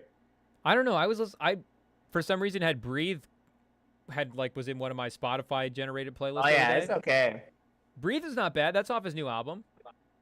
Yeah, no, I wouldn't say any of his new music's bad, but it's definitely not like generationally good as his old stuff. How many albums does Yeet have on Spotify at this point? I think it's like three or four. Okay, he's got quite a few. Okay, going back to 2019. So he's still young. He's still got a chance. He definitely is. He's a newer. I'd still say he's kind of new. Yeet, 17 million a month on Spotify. He's chilling. Shout out. Yeet's in a good spot. But I hope we also get, maybe if he could sneak in some older hits. I don't know if he would do anything off of Section 80 or Overly Dedicated. I doubt he has any songs big enough to, like any hits big enough to do that. But he could also bring Future out for Like That. Would you rather have Future come out for Like That or King's Dead off the Black Panther album? Do you know that one? King is Dead. Yeah. Probably Like That. I mean, that was the one I was literally listening to it today. I'd rather hear that one. So is that the one song that you're from the beef that you're really in on? Is Like That? Is that your number one played? Number one play? No, I mean I'm basic like everyone else. Oh, okay. Still not like that. Yeah. I don't know though. Low key, I feel like That is. You're right. I mean, not like us. Yeah. I mean, you can look at the numbers. It still has the most plays. Yeah, it's not even close. I definitely play not Like That all the time. It's still, and it's one of those. It's one of those songs right now too. Like if at this point, if I was like on aux at a place, I mean, you got to play Not Like Us. But I feel like That maybe is just a little bit more of a fun vibe too. Plus, because it's just not as an aggressive diss all the way through. But I mean, Not Like Us is. Well, if you're watching live right now, put your favorite song. Yeah, what songs do you want to see Kendrick play at halftime? Drop them in the chat. Let us know. Comments down below too. What set do you want to do? Yeah. SZA or Rihanna? Would you rather? All right, you ready to get into football? Let's do some picks, people. Week 2. But before we get into the picks, we already had a game. Dolphins getting. I forgot. By the Bills, 31-10. And, today's topic is about Tua, who ran into DeMar Hamlin right in the chest. I mean, the internet was talking about someone was going to get hurt. They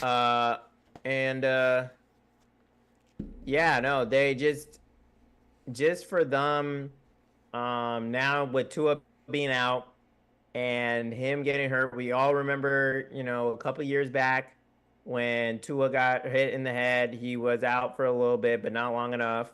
And then it was like the next week he played again and he got hurt even more.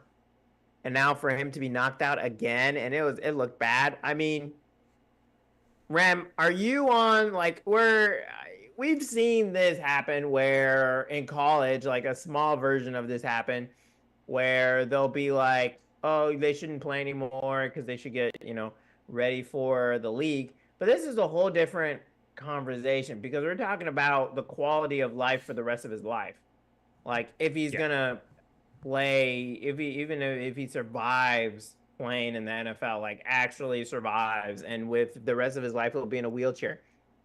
So Rem, he's calling you, Tua's calling you late at night. You're his counselor, free agent. You're his family member who someone trusts, and he asks you, Rem, I've been through all this. I just don't know what to do. What should I do? So should I put an NFL football helmet on ever again?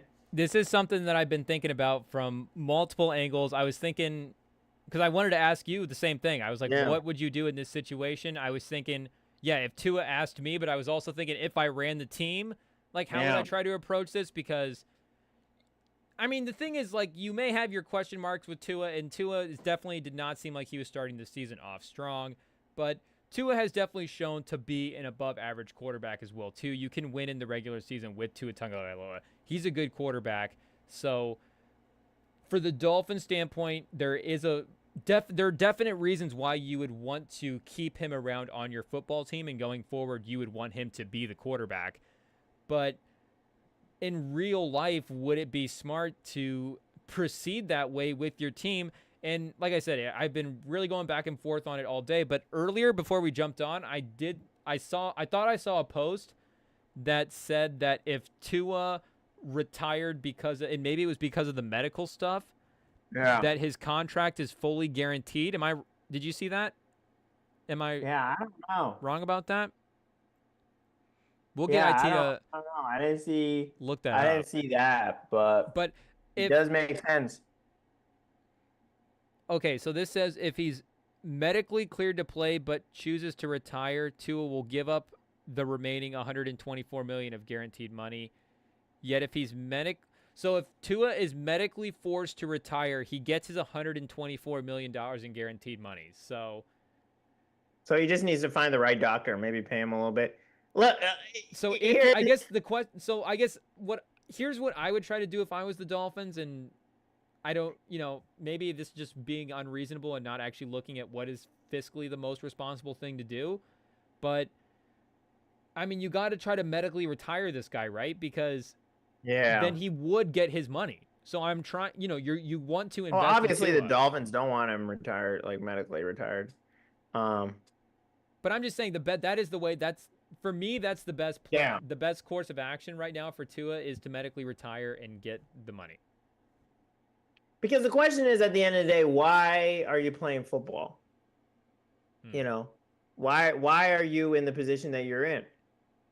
Is it, are you there for fun? Do you like playing football? Because like, if you keep going at the pace you are going, like there's a chance you could die. Like this is not even exaggerating in his case. And so with that in mind of him literally, I mean, all NFL players are putting their life on the line every time they go out there, but especially him being at risk, and you already have this much money guaranteed. I mean, he already has some of that money. I don't know how much, but I'm assuming he has millions, and hopefully enough to live on. And like, there's no way he couldn't find a doctor who could definitely medically retire him. There's just no way. They find the right doctor. 100%. They get the doctor. Like, so he could be medically retired if he really wanted to be. So it's like, why play then?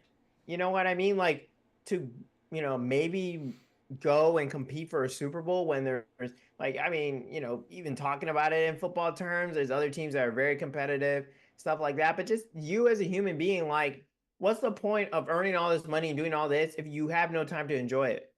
And that's what Luke Kuechly realized. That's what, I think maybe Calvin Johnson, sadly, Andrew Luck. I mean, that's what they all realize is I actually want to enjoy life. And you've already won the lottery.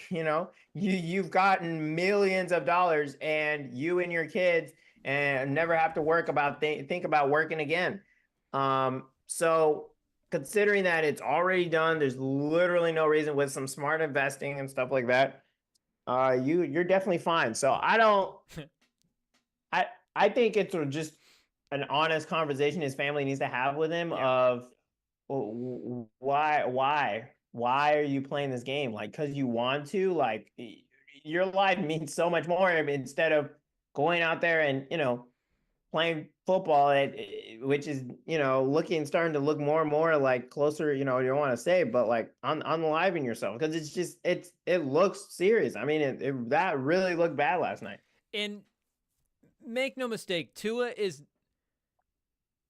So if there was other players that had called with 5 concussions or whatever, 4 or 5 concussions, I guess maybe at this point it's like, dude, you got 5 concussions. Like, maybe it is smart to hang it up. Like, maybe that's what I would say. But yeah, I think it was Brandon Marshall that I was listening here. He was talking one time about the amount of concussions that he had gotten, and he was like talking about what the symptoms of the concussion were. And he was like, well, if that's what a concussion is, then I've had 30 concussions. Like, I've had 1 million concussions. And it's like, okay, Tua's had, I get maybe there are guys that have played with more concussions than Tua has had, but I mean, clearly the way that Tua reacts to these concussions is more extreme, and I don't know if, I don't know what all the medical stuff is going on there, but I mean, you can just watch him rolling around in the field. It's not the same as what other concussions guys are getting. I don't know if that's totally the medical right way to say it, but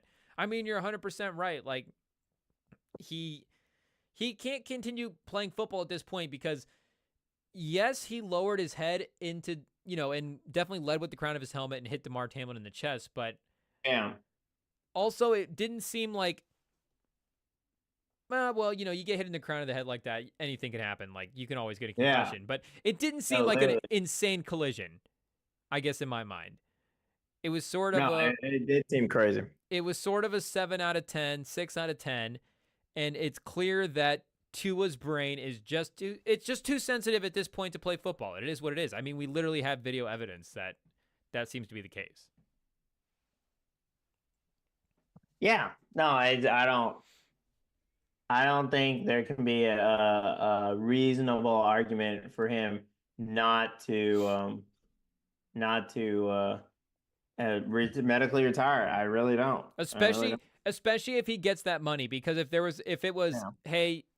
was not in the contract and he needed to be on the team to get the money, then maybe it's a different conversation. If, like you're saying, we have to advise him, but if this is the option, you can medically retire and get $124 million and walk away with the health that you have now and hopefully maintain some health in the future, then I mean, yeah, I clip it, send it to Tua. That's our advice. Like, you got to take the bag, bro. You got to take the bag and walk away now, because something bad is going to happen. I know that. Yeah.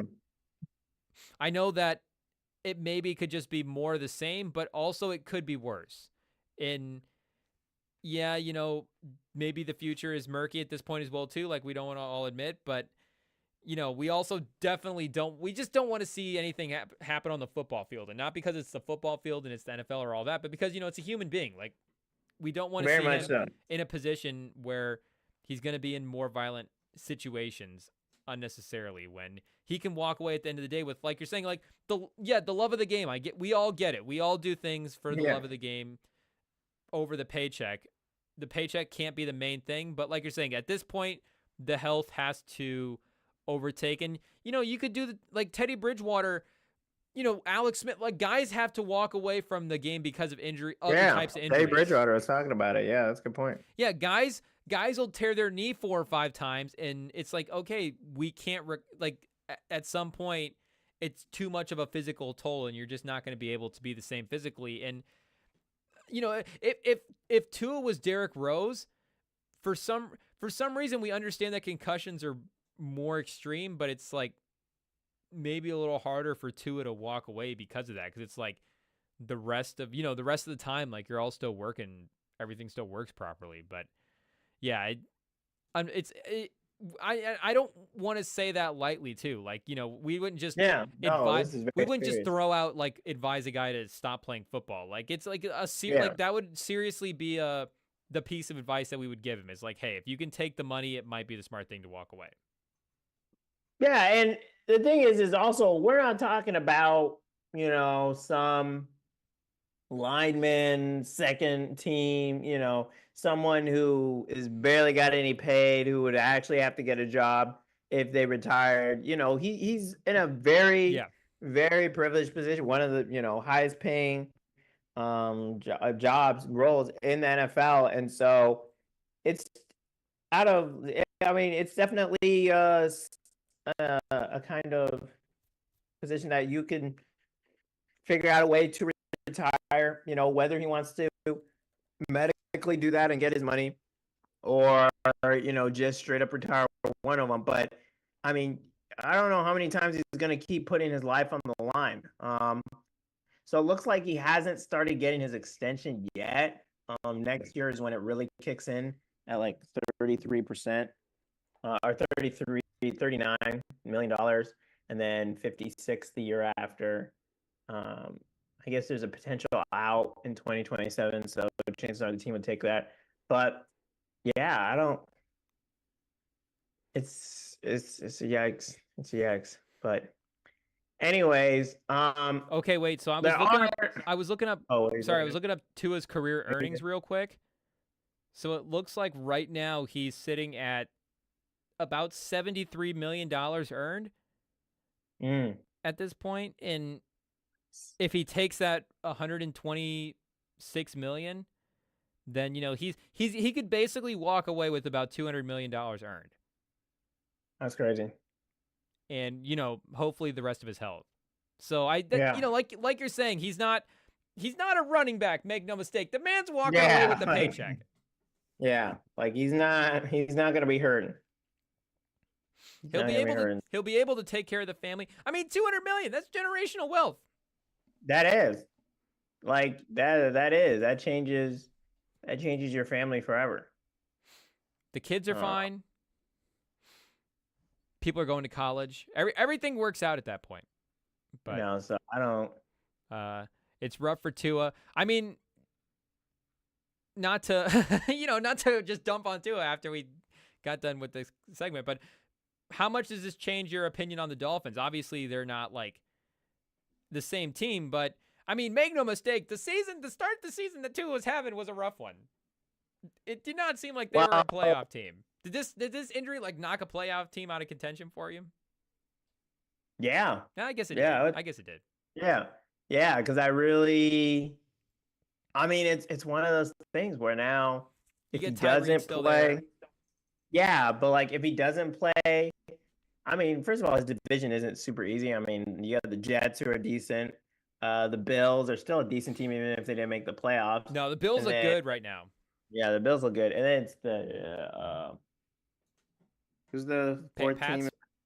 Pats. Yeah, I mean they have Jacoby, right? Jacoby Brissett, Drake May, maybe come on. But I mean, this team has had so many distractions with Tyreek Hill getting arrested, and this going on, and it's one of those things where it's in a defense's mind, in an athlete's mind, you like even if you as a human being care about the other human being, you as an athlete know that there's a weakness there and you're going to attack it. Like that's just what an athlete's going to do. If you see someone coming down the court with a limp, like, you're going to take them. You know what I mean? Like there's like weakness there. And so like our defensive line's going to be like trying to rough them up a bit. Like maybe there'll be more pressure. I'm not saying anyone's going to try to actually go out there and kill him. But like if there's something not 100% there, like you're gonna be trying to push it because it is a weakness, and in the NFL the margins are so thin that you gotta attack every weakness, and it is a weakness, and it's it sucks to say that like that, but it's true. It's true. What's the conversation like with the defensive coordinator? Like, okay, guys, we're gonna hit Tua extra hard this week. Pause. Like maybe not that. Obviously, we can't hit him in the head, but can we give him whiplash? Like, what are they doing? It's one of those things where they're dumb as competitors know. They know. It's what happens when you have professional athletes. Yeah. They got to do their jobs, and if Tua is not going to protect himself, like. And it was at the end of the game too, right? Like the game was kind of over at that point. Yeah, no, yeah. It's just unfortunate all the way around. But like we said, the Bills did look pretty good. To pivot away, the Bills look pretty good the last couple of weeks. Like, I know they didn't get a ton of love out of that Cardinals game because the Cardinals were up so much earlier, but I thought that they were moving the ball in the first half of that game, and Josh Allen fumbled on a drive, and then I think James Cook also fumbled. Somebody else fumbled, but they had two turnovers in the first half where they totally cut out drives where they could have scored, and it was like, yeah, I guess if they just clean some stuff up here, they might be right back on track. And the defense, like, that just might be a recipe for a good regular season team. Like, Sean McDermott's going to coach up the defense, and Josh Allen's going to keep it competent on offense. And I don't know, the Bills look better than they did last year. Like, I know they were able to made the coordinator change in the mid-season, and now, they had the whole offseason to get their guy and reset and whatever. But I thought just with the amount of talent turnover that they had, that maybe it's like they have to take a step back. They lost so many guys, but it does seem like Bird in the Forest might have worked for Buffalo. They seem to be a little bit better this year. Mm. I mean, do they look better, or are they just playing the Dolphins, who are kind of shook up But with I their don't know. They've teammate? won. I thought they've been moving the ball pretty consistently in all their drives. Yeah. Like I thought the only drives that got stopped against Arizona were like the ones where they got the turnovers, and then in the second half, they were able to pull away a little No, they bit. were cooking. They were Yeah, cooking. We'll down in see. Arizona, I but need more than 1 week to see it, and then there's also that new car smell. You got a whole lot of new options on the defense. And also, I mean, Josh Allen is one of the elite quarterbacks. Like, this offense, I don't think can ever be bad, like, unless they really don't give him anything to work with. I mean, he's been used to, he has that toughness. He was playing at Wyoming. Like, he's used to not elite weapons being around him and him finding a way to make it happen. But yeah, I still think I would still give it another week before I'd really be like, they're just fine. It's the Bills. We're all good. Keep it going. Just because they didn't make the playoffs last year, and because the other team had their quarterback almost die in front of them, and that does rock you. That does affect you as a team in terms of your morale. I mean, if you know there's no hope in winning, then you're not going to try as hard. So, yeah, I don't. I think they're a little bit. I do think the Bills are. We'll see if they are improved. I mean, in this game, they definitely looked a lot better, for sure, from what we saw. But yeah, I definitely say give it another week. so they've got Jacksonville And Monday yeah, they almost night. lost to the Cardinals. Yeah. Anyway, but yeah, all that to say, they almost did lose to the Cardinals. But yeah. Jacksonville Monday night, and then the Ravens, Texans, Jets. So I mean, and even the Jags a tough little team. So that's they're now in the mix for a playoff level. And I guess like you're saying, the Dolphins are kind of a playoff level team. And I don't know, the Cardinals, they might be a feisty team in the NFC this year. I thought they looked, not too bad themselves in that Bills game. I thought that was both teams could walk away kind of positive from that game type of game. So I think you're absolutely right. I think these next couple of games, this was a good runway test as they get ready to face these playoff level teams. I mean, yeah, Bills Texans, October 6th. Then the Ravens, is that Sunday night? So yeah, Bills Ravens will be that first real big test on Sunday night now, coming up 2 weeks from now. All right. Yeah, we'll see. It's gonna be big old test for them. Let's see here. Let me pull up the schedule, start making some picks. Check out BetStamp for all your odds if you're putting some money down. Are we still up on the IG? Yeah, IG's still running. My phone's almost dead. IG still cooking? Oh no! It's hanging on by a thread. Yeah, we now have not many viewers right now, but we're still going strong. Yeah, let me look it up. Okay, we were getting some warnings from the YouTube, but I think we're still going strong on YouTube as well too. So shout out to everybody locked in right now. We're having a good time. We're making some picks, people. Party. Picks time. Picks party. Let's go. Picks. Yeah, maybe we should look at the best odds you can get on BetStamp for each of the games. Oh, can you pull up BetStamp? Let me see if I can get BetStamp pulled up here. Gotta incorporate the sponsor, yeah. Instagram's getting a live look at my horrible cable management right now. Your horrible what? Cable management. Are they getting a sneak peek of the desk? They're getting a sneak peek of what's under the desk. Pause. Whoa. Ooh. Looks like Russell Wilson questionable for Sunday against the Broncos. Not surprised. Is he going to get his job back? Mm-hmm. I don't know.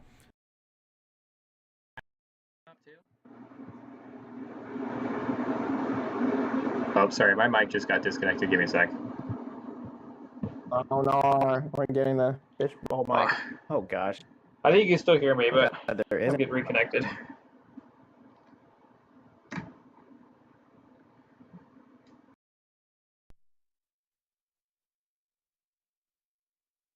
Quick. Shout out to USA. Won all the medals, including the women's one. Yes, I am not super excited about it because Colombia was up like by 2 twice in the game. I think they were up like late in the game, 13-11 or whatever. But USA fights through. I guess it's really, really tough to beat a team 3 times in a row, was the proverb I should have remembered. And I remembered it like halfway through the game. And yeah, it was the 3rd time they were facing up this year. And Colombia just didn't get it done. So, but the other games, like we mentioned, Japan got smashed by the U.S. men's team, and then I think it was Singapore. What is this? Is it soccer or frisbee? It's frisbee. Oh, it's Ultimate Frisbee. Worlds was this past week in Australia. Yeah. Australia. That's where I'm going to be on January 6th. Oh. And then yeah, the rankings came out for club, for multi-world. I'm not really going to go through them because a lot of the teams didn't have their national players. And so it got all wonky. Johnny Bravo, the champions from 2 years ago, are #1 in the nation, I guess, for men's. But I did, while watching this World Championships, I saw they also had World Championship for guts.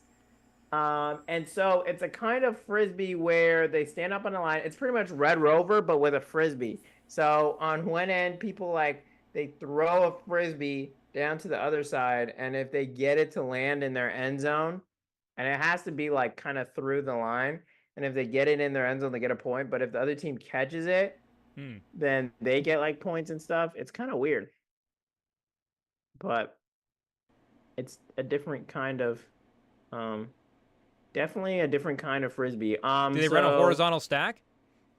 No, you just stand in a line like Red Rover. Oh.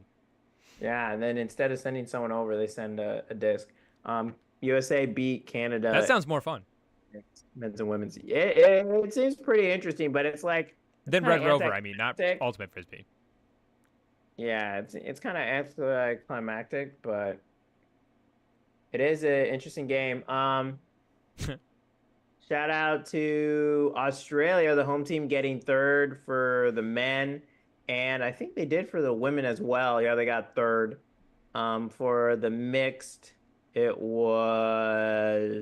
lost in the 3rd place game on the last point against France. So Australia had a decent showing, got 3rd in 2 of them and 4th in the 3rd division in the mixed division. So anyway, now it's regionals and nationals for club are coming up. I think regionals might be this week or something, but yeah, it's postseason time for clubs. I'm not on a team or decided not to play on a team, but yeah, we got our own league coming up. It's film season, baby. Yeah, film and league. I'm doing a little league. Can we get like an Ultimate Frisbee, a 2K Ultimate Frisbee? There was one in the works, and then no way. They were struggling, and then they I guess eventually decided to contract it out to another studio. So it's somewhere someone is working on it in a quiet room. But wow. Here, let me see if I can send you a video of the gameplay from a couple years back. It was getting people hyped. How long ago was this? It was like 5 years ago. Because they were like working on it, and then people were like, "Oh, this is kind of broke." There's like a beta. And who was doing this? 2K was doing this? I don't know if it was 2K. Let me see. Was it EA?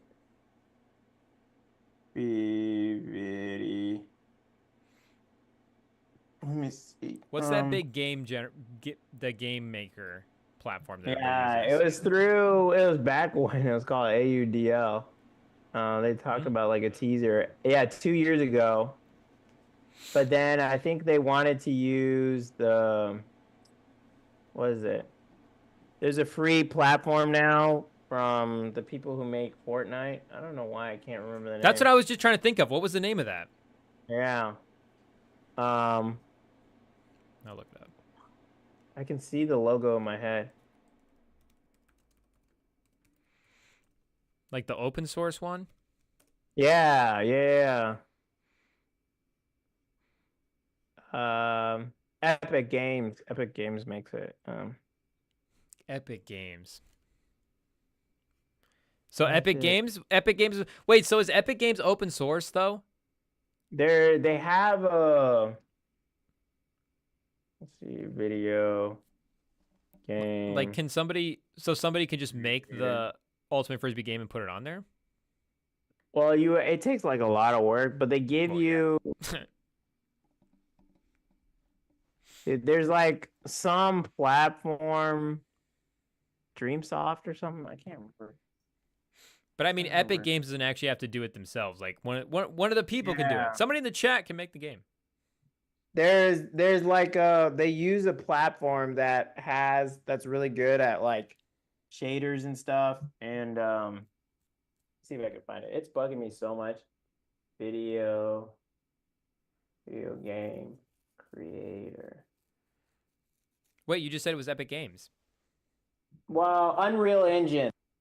Oh yeah, That's what it's called. oh okay, Unreal okay. Engine. Yeah. So I think they were trying to make it on Unreal Engine. That's what it is. So Unreal, which is owned by the Epic Games people, you can Yeah. use their license for free, and then once you sell over 1 million, they take like 1 or 2%. Like they're fine. But Unreal Engine is the real stuff, and I think that's what they're trying to do. Man, I'm just hitting my phone over and over. You didn't cut the stream off, did you? No. Good. Video game. Let me see what the latest news was. UFA 24 video game? What are we talking about here? The ultimate game? It's here. Oh, it's coming soon.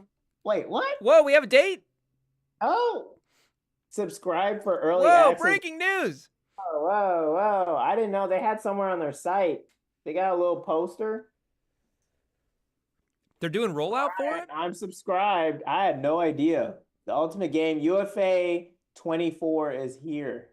Sign up to receive early access to the game on Steam before the general public. Play Do they have an online actual date? And no, they don't. But 24 is kind of over now, guys. It should be last year. We need a name update. They gotta get going. But I did subscribe. So yeah, I don't know. Okay, this picture looks like it could be pretty good. Yeah, I mean there was like video floating around online, but they gotta figure out what the heck they're doing. Play with every UFA team from New York to Salt Lake to Atlanta to Austin. Can I play with Tobias Brooks? Pause? 24? I don't know. Hey, yo. It looks like there is already some I'm sorry, people. like That's my bad. some basic Ultimate Frisbee game called the Ultimate Game on Steam. Looks like Iowa's in the game. I don't know why I just saw Iowa. Yeah, Iowa. No, Iowa. Oh. Looks like they had some teams. When was this released? Was this back when Iowa was good? 2021? No, I don't know why they're talking about. No. It's talking about Iowa versus Dark as the. Yeah, it's like robots playing each other. Yeah, I know. Where's my I know. Would they do Ultimate Team or something? Very funny. You're gonna pull an Arch Manning and hold out for more money. So yeah, it seems like they keep releasing these beta keys, like for you to play. Oh, okay. Exclusive, closed beta access. Okay, so I guess you can buy the closed beta access for AUDL 23. So there is a game you can buy. What's it on? It's on the computer. You can play PC? Yeah, here, I'll share the video with you. Yeah, PC. 23. I don't know where 24 is at, though. Where's the chat? Oh, here you go. Yeah, drop it in the chat. I'll see if I can pull it up here for the people.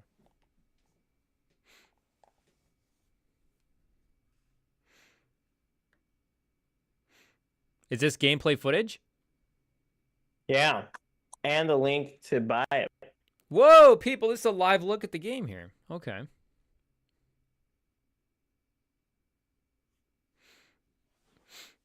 Oh, geez. I might have to edit the shot to get some account information out.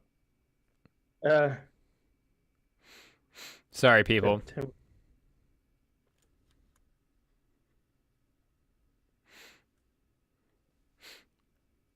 LinkedIn. But this is not the game that was on the UFA website, right? No. This was a separate game? Yeah, I don't. So 5 months ago, they talked about this game. So yeah, I mean, I subscribed. You'll receive a really email when it's released. Oh, let's see if I got an email. I got nothing. So, hey, UDL, get your stuff together. Oh, well, I don't think we're going to be able to get it, but we'll work on it, people. Make no mistake, as the live stream, as we get the pieces together. I mean, we could get the open beta, closed beta of last year's if you wanted, but I don't know if I want to risk $30 for a whack game. Oh, geez, I just realized opening up the chat messed up the shot. See, look I already don't even know what I'm doing. We're back. Oh, no.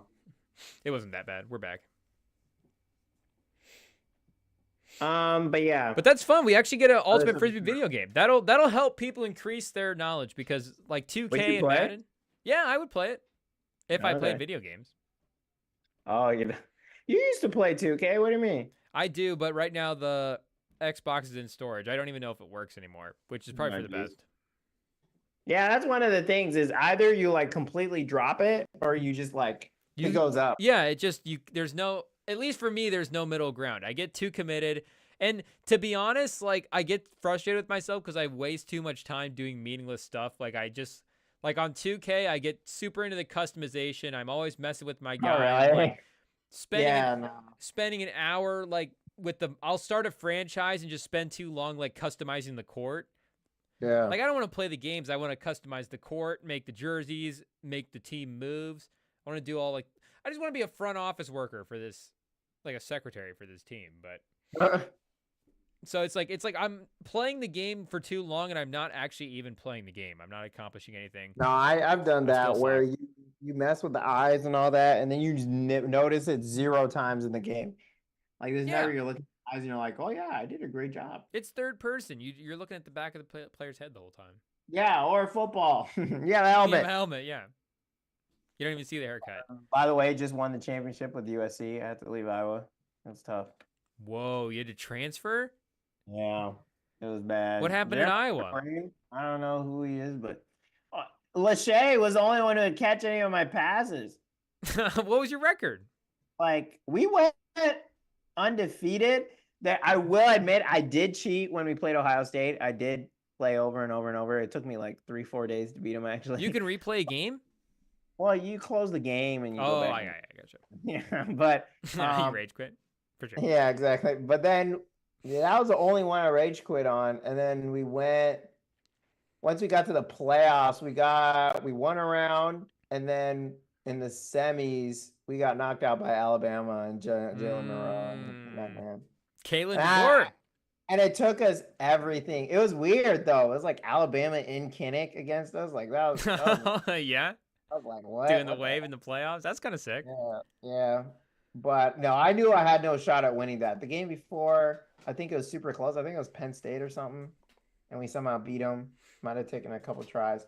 But that's kind of fun, though, that you have to move around like that. Because, you play like 2K and your second season in, you just take whatever team you want to the title because you guys just scores 100 points a game and you're just cracked out. Like, the fact that you can actually get beat. Well, and it's also not pay to win. Like 2K, you pay buy all the VC. You just I mean, I saw I'm watching like Chris Move a little bit play, and he's like a 91, like 10 games into the season. I'm like, what? What is this game? You're 91 overall. Like, he's already getting like 60-point triple doubles, and it's not even like all-star break. All right. It's like, okay, that's the whole point of my career is to build up the player, but exactly, some growth. Pause, but yeah, shout out to USC. Why didn't you go to Michigan or Kansas? You should have gone to Michigan, Michigan, the pro style offense or their offense is just run the ball, which is Iowa's too. So it doesn't really let me throw it that much. And so Oh, when Lincoln Riley. Yeah, that's fair. That's fair. Yeah. And then USC also they just have better receivers. Yeah. See, the college careers. Could have gone to Michigan. The college careers I could see being more fun too, because with the NFL, it's just like, there's no set set end date for a career. It's like you just kind of play for however long you want, then you just restart when you get bored. But college, you play for you play 2 or 3 seasons out, and it's like you go to the league and then you're done. You just restart. Yeah.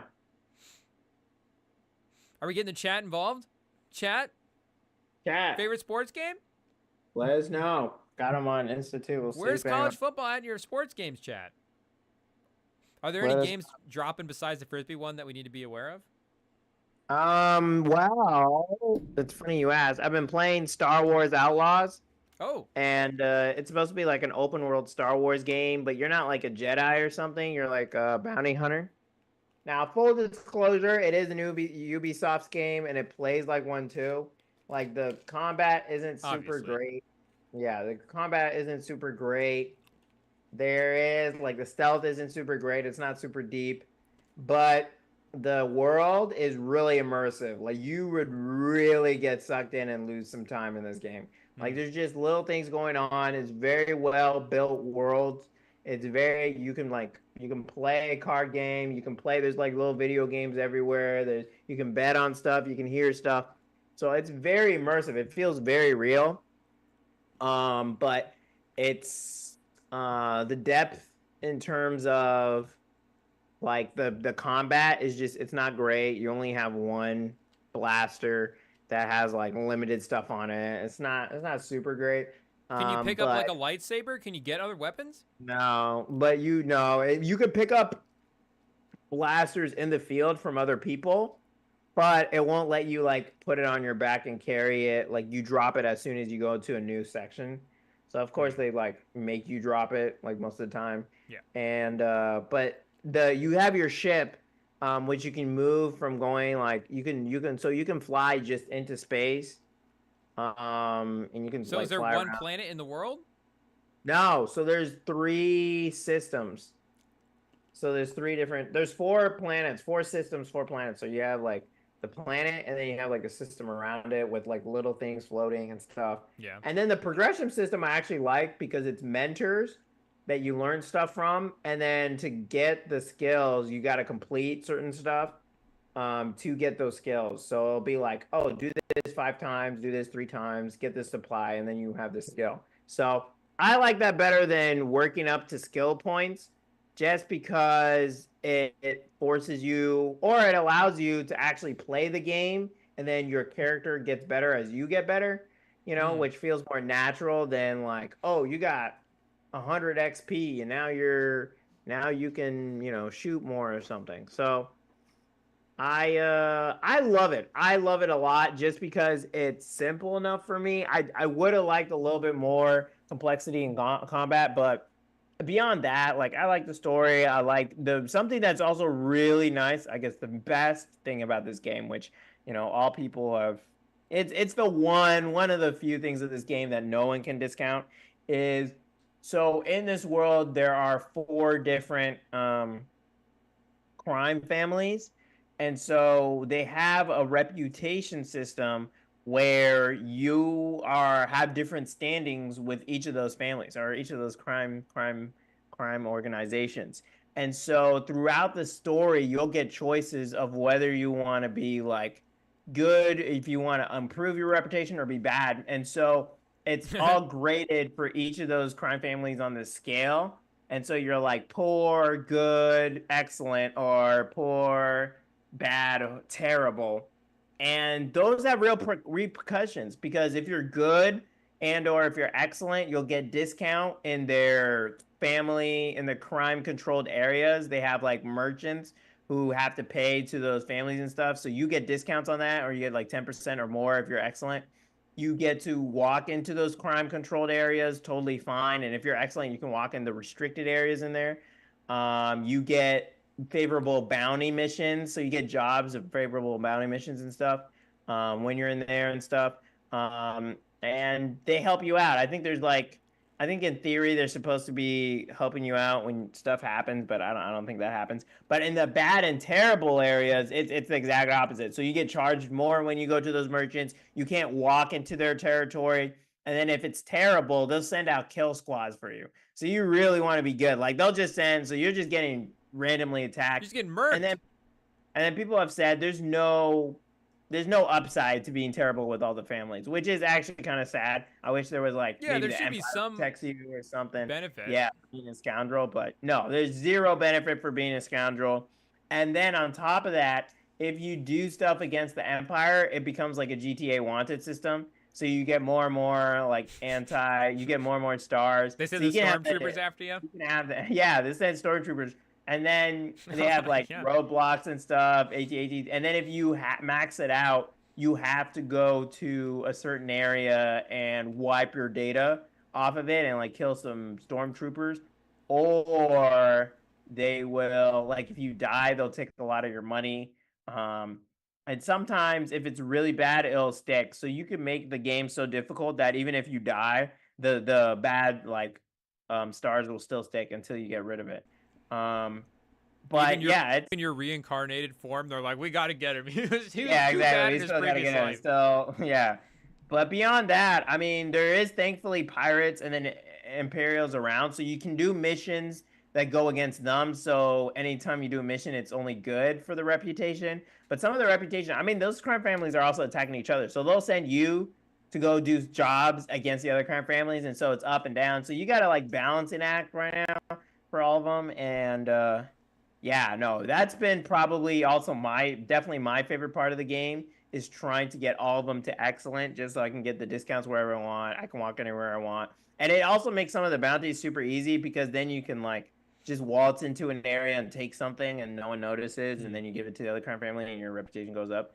So no, it's a very rich, good world, and I love the mini games. I really love the card game. It's called Kessel Sabak. It's a really fun game. I'm kind of obsessed with it. And there is spoiler warning. Skip 10 seconds ahead. I'm about to give a huge spoiler. It's the biggest Whoa. spoiler game. Spoiler warning. Cover your ears, people. Cover your ears. As part of the Kessel Sabak thing, you get to play against Lando Calrissian. Ooh, So Donald Glover. and he teaches you how to do, it's called like magnetic die. So when you roll the die, you get the roll you want. And so yeah, he shows up and it's a little thing, and he's also like your mentor. He's one of the mentors, but he's a secret mentor. They don't tell you until like so they show up, like blacked out spots for each of them, and then there's just one blank one. And so you don't know at all unless you find and stumble upon him that he's your mentor. So yeah, but Lando Calrissian in the game is like he's the most like well-known person in there. It's by far, so he's the spoiler warning. But I think it's a good game. I think it is a game. If you're not a Star Wars fan, I would wait until it's on sale. If you are a super Star Wars fan and like would appreciate the syndicates and stuff and all the new worlds, I would get it. And if you really like open world and you're fine with other Ubisoft games, it is a lot like Assassin's Creed in terms of the story and stuff. Like, yeah, you're not getting a God of War story, but like it's gonna be fun. You're gonna be killing people. You're gonna be shooting. You're gonna like if you know what Ubisoft has to offer and you're Ubisoft, like Ubisoft, then I would recommend getting it because I do think there are parts of the game that are very deep that we've never seen before in a Star Wars game. Like just having worlds at this level, like this kind of quality, you just never see it. And they're updating the game, so it'll look it's continuing to look better as you have it. Yeah, I mean, you just say that there's all these systems for the planets. Like, that's just seems like a pretty big map to play. Like, are all the planets pretty good size? Yeah, they're all decent size. Yeah, they're all pretty big. And then those outside the space is pretty big. There's so much stuff to find. It is good, but it is good at keeping a clean UI. Like there isn't stuff popping up everywhere. It is a really good balance because you'll just talk to random townspeople and they'll give you something to do. And it is but it's very organic in that, and that's why I've just killed way too much time on it. So you're saying Star Wars should stick to the video games? and stop making movies? Interesting. Video I would games and Lego say their sets? video games are much better than their movies because at least in the video games there's some good points. Because when did is it Battleground? Star Wars Or Battleground? Battlefront. That was a good game, right? Yeah, Battlefront 2, I liked. I do think, I mean, they did get in trouble with the whole microtransaction thing. Like, it was pretty much gambling, like how much they push for microtransactions. And then, Oh yeah. the packs and stuff. But that's kind of all of Ultimate Team kind of stuff. But, yeah, I don't. But it is a good, that's a good, like, PvP, like, we're fighting our battles. But in terms of, like, living in a Star Wars world, like this game does a very good job of like showing from different biomes like how the everyday person is living and like what they have to go through. And like I very much like the how it contrasts to Jedi Survivor, which was a great game. It's an excellent game, way better game overall. But Jedi Survivor is like a lot more of a linear story. You're a warrior, like it's a lot more of a tale. While this is like someone living life. Like you can go eat food, you can, just sit on a bench, you can go and do random stuff. Like if you're like, hey, today I want to screw with the Empire, I'll go and shoot him up. Like you can go and do that. Like yeah, you can go shoot one of those little green alien guys at the cantina.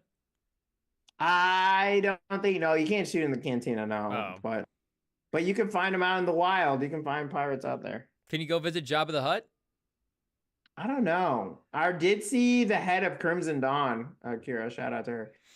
So maybe we'll see Jabba the Hutt. Who knows? I haven't gone to all the worlds yet. I've been trying to. I've been limiting myself. Saving it, trying to like make sure I explore everything in the world I'm at before I start going elsewhere. But yeah, there is Tatooine, famous Star Wars. Jeez, okay. Battlefront was 2015. That was 10 years ago. That was a while ago. That was a while ago. You said Survivor. Doom's coming out with a game too. Fallen Order? Fallen Order, was that good? You said Fallen Order was good. Yeah, that was a great game. And Survivor was good? Yeah. There's a couple other ones that Squadrons? Star Wars Squadrons? Oh no. That was only a pilot only. It was pretty much a flying simulator in space. What is this game? Space? Yeah, okay. And then there's like a Switch game here. I guess it's not like a full-on video game. Star Wars Hunters. Oh yeah, I play that. It's like a phone game. I play it. Yeah, it's pretty fun. Okay, so there, Star Wars. What it is, it's fun. It's like Overwatch, Star Wars Overwatch on your phone and Switch. But it seems like that's most of the recent ones that they've dropped. So you would take the video games over the movies. Definitely, and I'm really excited for a game that may never come out called. It's by Star Wars. I can't remember, but it's made by Quantum Dream, and it's the people who made. They made Detroit Become Human, and they made, I think, Heavy Rain, like all these decision big games where you do choose your own adventure. The only problem is the founder is kind of a horrible person, like shown to share like really disturbing videos, and all the developers are kind of leaving the developer. Yeah, it's kind of all falling apart. So I don't Who think is it? J.K. Rowling? No, but yeah. Dang, anyway, so it'll be either that one or UFA Eclipse. I think Star Wars Eclipse. Yeah. It looks like the lead writer left Quantic Dream. So yeah, let's just say things are going very downhill. It's like Blade, just gonna get shelved. Oh, after 10 years, I'm leaving to a new studio. He's gone? Are they? Yeah, I don't know if they like. What's happening? Because he's just leaving. So they announced it in 2021, and then, I guess, so the main writer left, who is also the lead writer on Detroit Become Human. So, geez, that's very not good. Kind of because the whole thing, they're known for their storytelling. So, yeah, I guess fans boycotted it because of alleged homophobia and racism from, the usual nonsense that companies get into. And I guess they're saying the game will release no sooner than 2027. So I wouldn't put money on it. But the next administration. When Trump runs again? do you think he would come back if he lost? He can't. What? He'd be like 82, 84. Okay, like no age on limit. He'd be too old. He's already getting too old. He'd be too old then. There's no way. Man, speaking of us making picks, how about we make some picks for week 2? Do we have time for week 2 picks? Do we just go straight to Piercing Truth? Oh, do you want to go quick fire? I don't know. Do we can just go week 2. Do we quick fire? I think we might. Do we clip it? Well, stay tuned to the Rem and Sam YouTube. We'll do the picks. We'll clip it and we'll put it on the YouTube. We'll do it short. Okay. Do a little short. Do you have anything for Piercing Truth? Sure. You just wanted to get to Unc Shannon, huh? Did I write that in there? Huh? No, I did. Unc doing Unc stuff. So for anyone who doesn't know, Mr. Shannon account, which we were kind of referencing earlier, on Instagram, went live while he was giving some loving. Horizontal activites. A young lady is what it was sounding like, and maybe young. Maybe, who knows, a lady. And he said he came out on his story. I don't know if it was him, but his account said he was hacked. They're figuring it out. And then he came later on his show and said, no, that was a mistake. That was me. My bad, people. My bad. Which, So there was a lot of people saying, hey, it's like Paul Pierce. He'll get fired. And I actually understand why he wasn't. And here's why. I mean, his face wasn't on there. It wasn't on purpose. I mean, Paul Pierce, yes, he was under the influence, but he was holding his phone. He was clicking. And yeah, I think those are the two main reasons. And like, I think it's just different when you have a face on it. It's just different. It just is. Like when it's just sound or pictures, like people forget. But if, dare you say, that camera had flipped over, we got a whole different situation on our hands. A whole nother situation, What's on the shot? What is it? It's just like wood. I bet it was his like dresser or something. So it's just like a nightstand? Yeah. Or something? Like it's just wood. You can see it's like cheap wood. Like it's not. I was going to say, the picture that I saw, is it IKEA? Like what's going on? Yeah, exactly. Like, but it's wood. So it's like, but anyway, all I have to say. I thought he had it like pressed up against a hotel door. Like that's what it looked like. But I'm very not surprised he wasn't fired. And I mean, considering his own show, it already had like some edgy stuff. I don't know. Let's be honest. They were looking for a reason to get out of the Paul Pierce contract. Like, Paul Pierce was not driving. They're going to get rid of him because I think they said that they weren't. Yeah, Shannon Sharp's one of the big. Him and Stephen A are the two biggest stars of the network, right? Yeah. There's nobody bigger than that. Paul Pierce is a contributor on like and it wasn't a contributor on like some shows. Like he wasn't.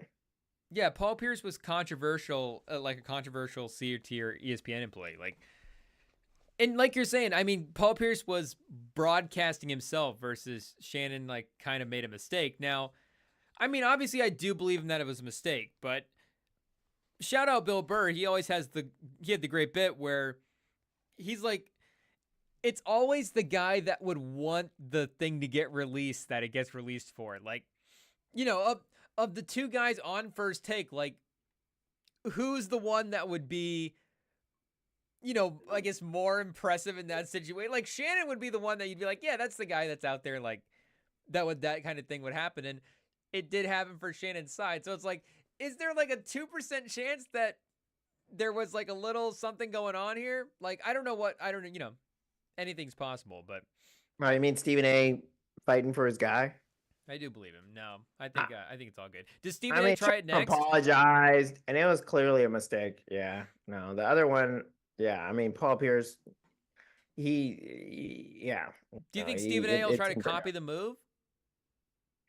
No.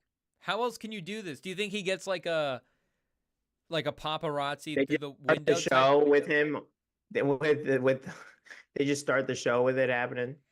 Like when they cut into the studio, it's just, they just play the sound. They just open First Take with I can't even do it like Unk. That's how you know Unk's built Yeah. different. I can't even growl like that. No, Uncle's. He was getting it. Yeah, it's like it was like a legit. I just heard Yeah. him. No, that was legit. That was not Unk, you're fake. special, Unk. But Do we shout get out. like is there going to be a report of like Stephen A seen through a window with a mysterious, like, is Stephen A, are we going to get a Stephen A leak now? Because, I mean, make no mistake, Stephen A is definitely competitive about his relationship with the ladies. Like, he brings it up a lot on First Take. He's always making sure to mention that he's doing okay. Do we get some pictures, some photos? Like, do we get Stephen A making a play here? I don't think so, but No Stephen A leaks? it's just crazy to me that we're at the point where it would have been worse if he had like said a slur or something, and then him just banging it out on. Isn't that worse? Like after the whole Rachel Andrews, was it Nicole? Rachel, why am I getting her name wrong? Not Rachel Andrews. Rachel Nicole. Nichols? Rachel Nichols. Yeah, what did she? After Did that she have a whole tape? thing, you remember they recorded the call of her being like mad that Malika got the thing, and then I was like, how did I miss this tape? Freezed her out of being on everything, you know? Yeah, the Sage Steel. It's just crazy to me that is worse than someone just literally getting it on. Okay, but what would, like you're saying, in this specific instance where where you're not seeing anything, it's just audio, would you rather Shannon got caught saying a racial, like the audio of him saying a racial slur, or the audio of him having sex? Nah, it's.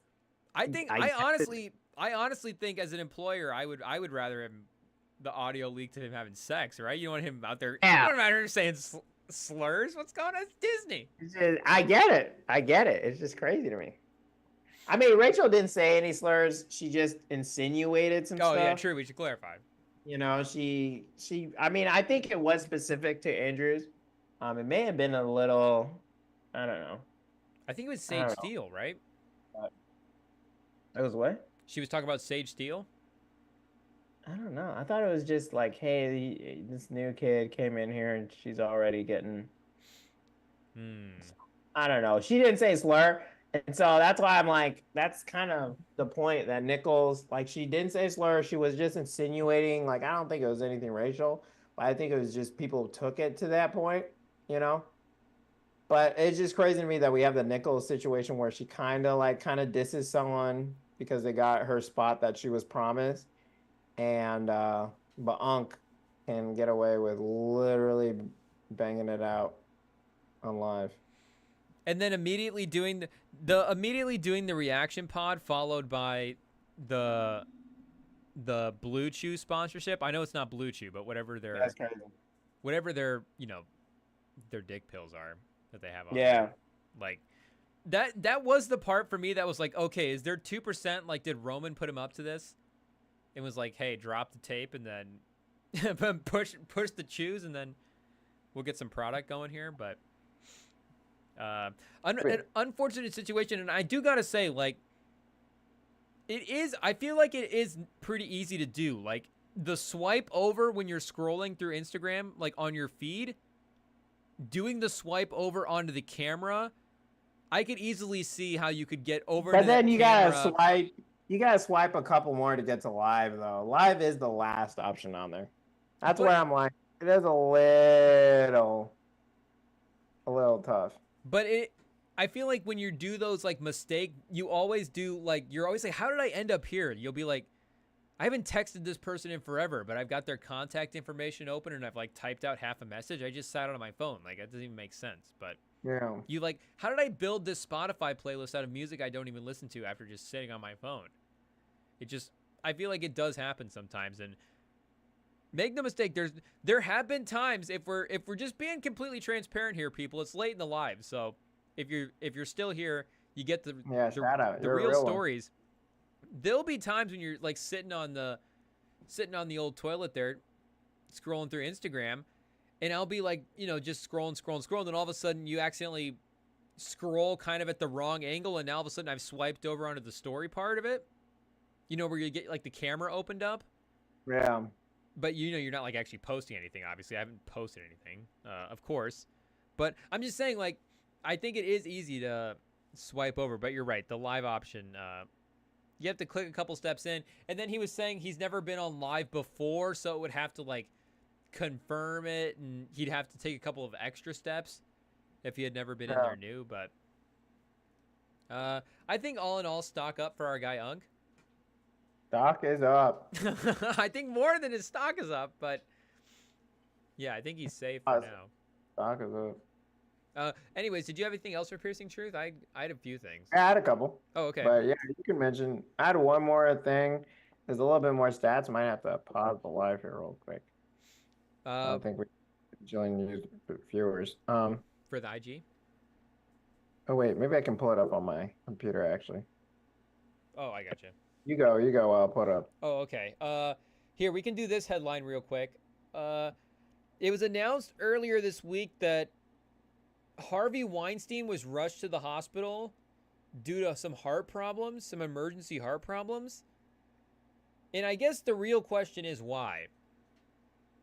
Like, what are we rushing to the man? Like, clearly the higher powers are trying to call the man home. I think we should just let the greater forces do their work. And if we're keeping him alive, what are we even running any of these movies that we're making by him at this point? Because we haven't had a good movie in a while, and yeah, I feel like, if he's just sitting in prison doing nothing, he could at least like tell us if it's a good script or not. So I don't know, if we're gonna rush this man to the hospital, at least use his talents for something. But did you have it pulled up there? Sorry, I was getting caught I was seeing this video of someone trying to run from a courthouse. So, have you ever heard about Castellanos? Like the baseball player, Nick Castellanos. It sounds familiar. Yeah, so Nick Castellanos is known for hitting home runs at literally the worst time. He hit a home run at his first at bat on 9/11 yesterday, but that's not even close. It's not even close to what he's done. Wait, so are you not supposed to hit a home run on your first bat at 9/11? Well, at literally worst timing. So he's hit a home run. Wait, for the people at home, well, never mind. Just keep going. He's hit a home run either while this was being announced or on the days of this happening. Oh, okay. When Biden withdrew from the race, assassination attempt on Trump, 2 home runs on the anniversary of Hiroshima and Nagasaki. And I think there's a kind of a video there you can look up. 3 other celebrity deaths, the Ocean Gate submarine explosion, a bridge collapse killing several people. The Baltimore? An hour after the death of Queen Elizabeth was announced, Vin Scully death announcement. Oh, R.I.P. Announcement for his team's owner. That one is crazy. If you have time, look that one up. That's wild. Announcement. He's got a eulogy for the just deceased PA announcer from the stadium. That was also crazy. Memorial Day tribute package on air. So during the package, afterwards, he has it. Dwayne Haskins' death, same day. See, now that's the type of thing where it's like, it's just too many events at this point. 10 minutes after Will Smith slapped Chris Rock. I didn't even know it happened. Apology of opposing team's coach getting a DUI. A 9/11 video package on the air. Eulogy spoken for a World War II veteran. Career-threatening injury for Tatis, I guess it mentioned. And then this one's the worst, is and then maybe you can pull it up, when the broadcast announcer used a homophobic slur, and while he's like trying to apologize, and he's like, I may not be here anymore, or something like that. Oh, that clip? I've seen that clip. Yeah. He was the one who hit a home run. So that's like a dozen plus. I mean, 1, 2, 3, 4, 5, 6, 7. 20, 21, 22. So almost 2 dozen times He has hit a home run during an event, and it's wild. Wow, I thought you were saying like there was something wrong about like I thought you were saying like this was like a Todd Gurley should have fallen down on the one, but instead of like he went into the end zone type of No. situation. Like there was strategically something wrong with it. But yeah, that's just unfortunate timing for our guy Castellanos. Like, I mean, he can't really do anything about being at bat like while these videos are playing and stuff, right? Like that's just bad timing. Yeah, but you're gonna hit a home run every single time. I know Like, what's getting you going, buddy. Why are like, you motivated? like you just look at the calendar and you're like, yep, 9/11, time to turn it on. Okay, Like, Vin Scully's like, death is today. like, Gotta show out for Vin. I mean, geez, you're like, it's crazy. It's anytime he hits a home run, it's bad news. 10 minutes after Will Smith slapping Chris Rock is crazy. That feels like one of those things where it's just like, is there just too much crazy stuff happening? Like, is it just there's something crazy that actually happens every day and we could just do that with anybody? Or is it actually that big of a coincidence? Well, I mean, those were all big things. That's what I'm saying. And a lot of those are during the broadcast. So while he's announcing, while the announcer is talking about it, it happens, you know? So that's why it's sometimes, you know, maybe it is the same day, but the same time as the announcer talking about it, that's where it's like, all right. Man. So nobody remembers this guy's home runs. Does he have any memorable home runs? They're all memorable, but not because of him, unfortunately. He's got an insane highlight package, though. If you just run the highlights of the home runs next to the events. Has somebody done that? I don't know. That could be pretty fun. You gotta have the sound with it too, so. A couple other piercing truth things that I had. Did you see that there was a billionaire that went to space and did like a non-commercial spacewalk? So nobody cared that the Titanic sub just exploded. Like these billionaires are still going to try to do these extreme things.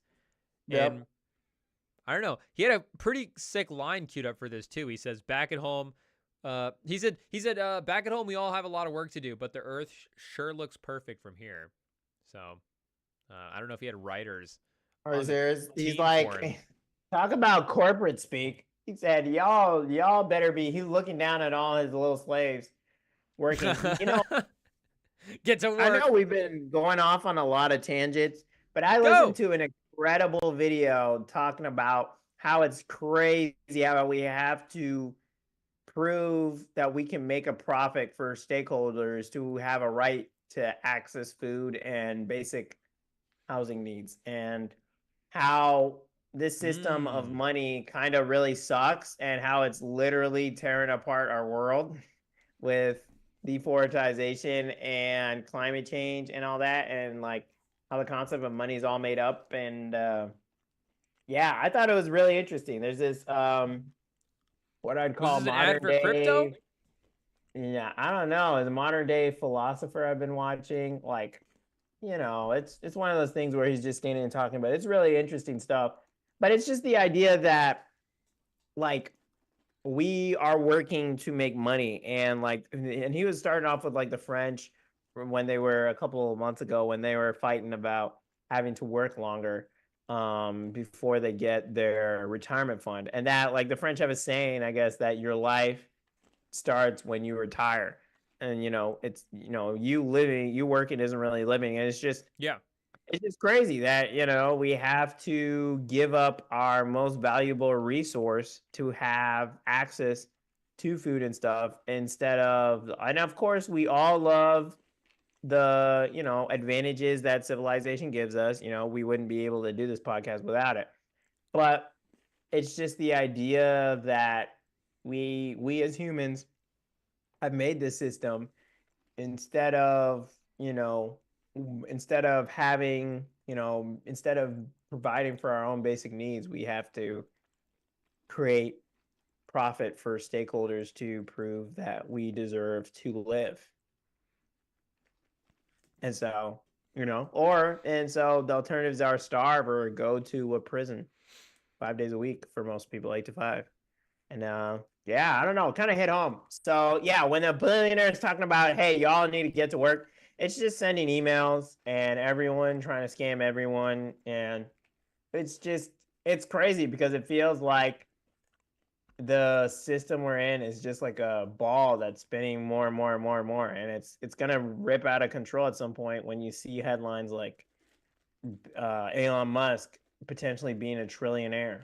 You know, Is he we're really? all like, he's on pace to be. the Did they give first like ever- a year for that? Like a Yeah, projection? A I think it was trillionaire? 2030.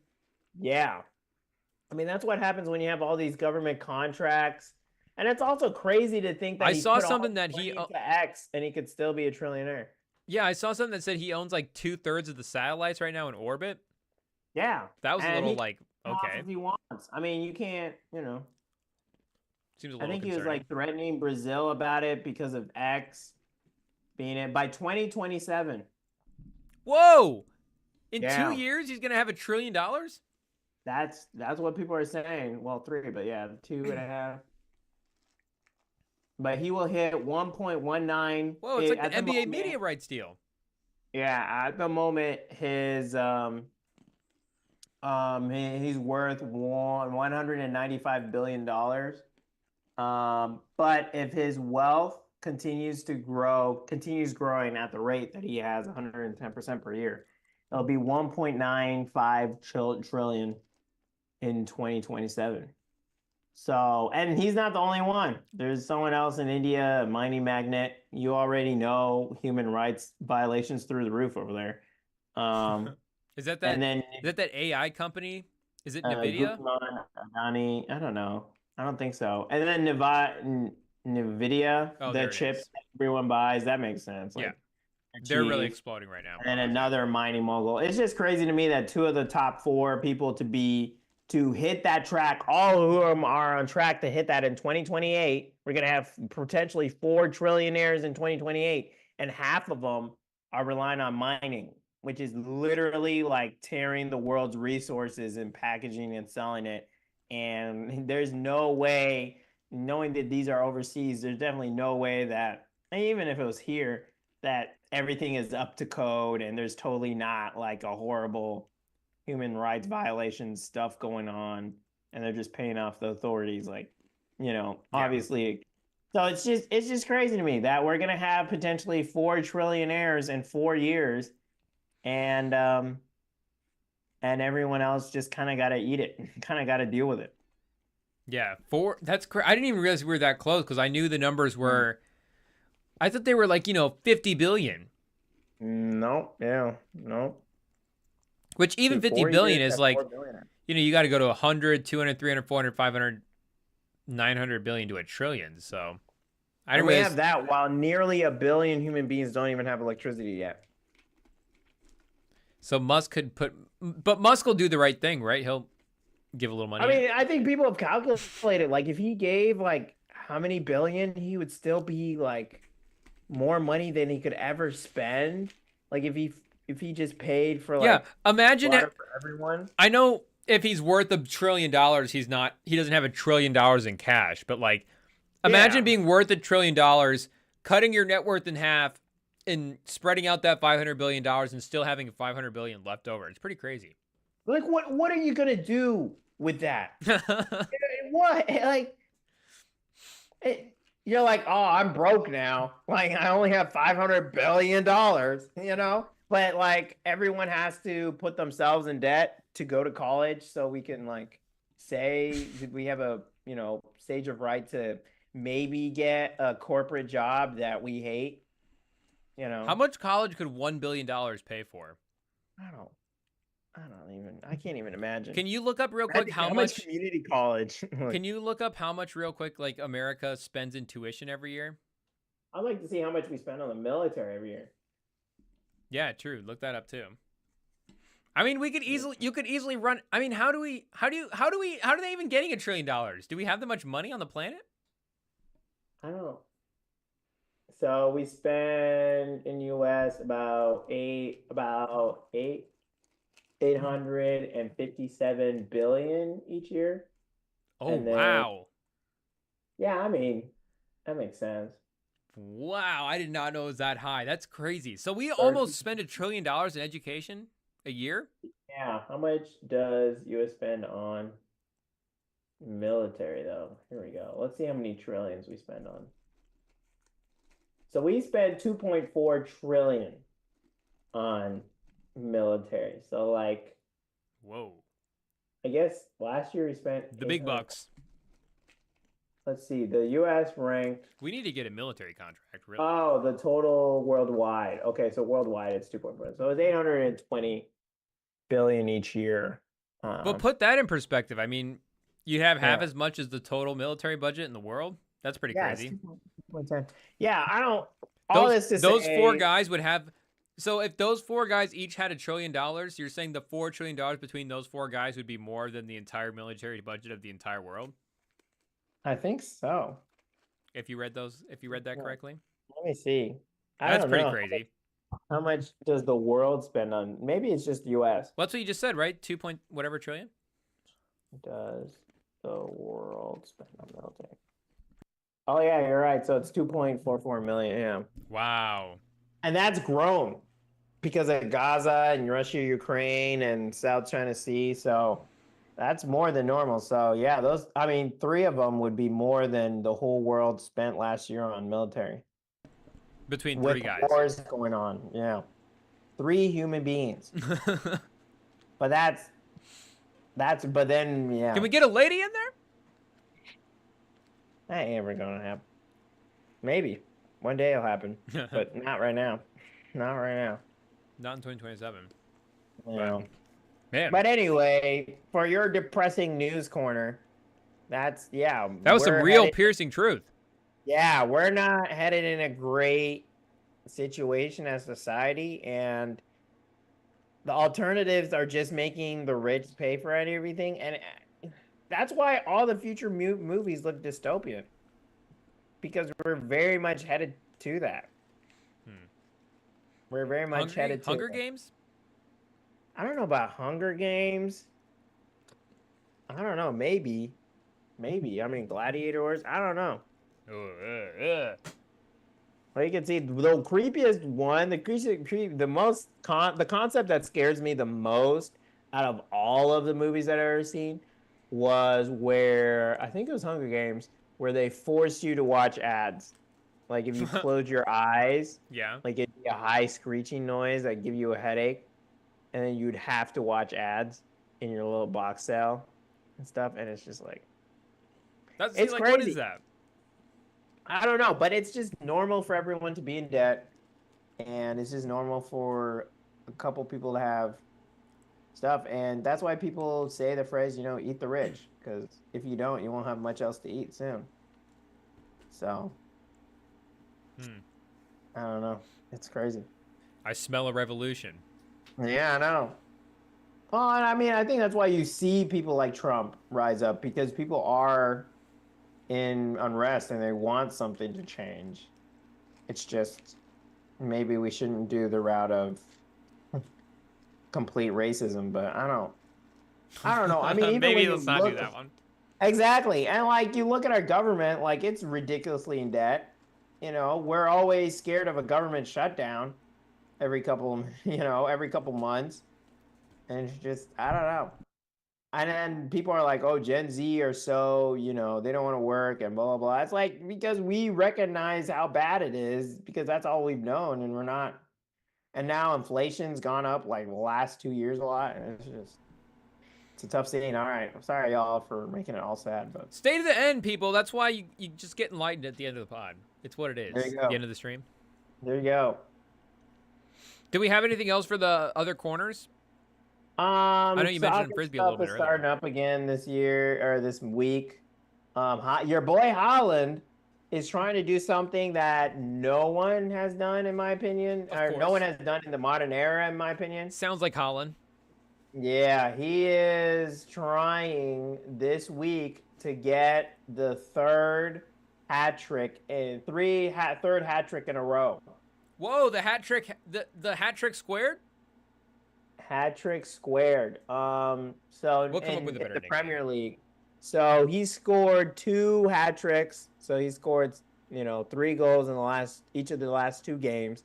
And against Brentford, he's trying to do something that hasn't been done since 1946. I mean, they did it once in 1925, once in 1926, once in 1928, and once in 1946, but never in the Premier League, other leagues. But like 1946 is not the modern era. Come on, like I get it, it's the World War, but like come on. So if it's a game where they stop and everyone's shaking hands and stuff, like come on. I mean, they do that in real life, but anyway, he's planning to do something never seen before. And guess what? Everyone's kind of saying it's a Mickey Mouse record that he's going to break because of the 115 charges against Man City for breaking the rules in terms of how much they spend. I guess they still have those 115 charges. That Were they sign stealing? No, it was where yeah, it was for the roster they're breaking stuff, right? the rules in terms of how much you can spend because they want people to spend as much as they earn. And so they didn't really do that, and they just spent a lot and brought in a lot of good players, which has helped them on this run. And so it put them in this good position to have Haaland and De Bruyne and stuff.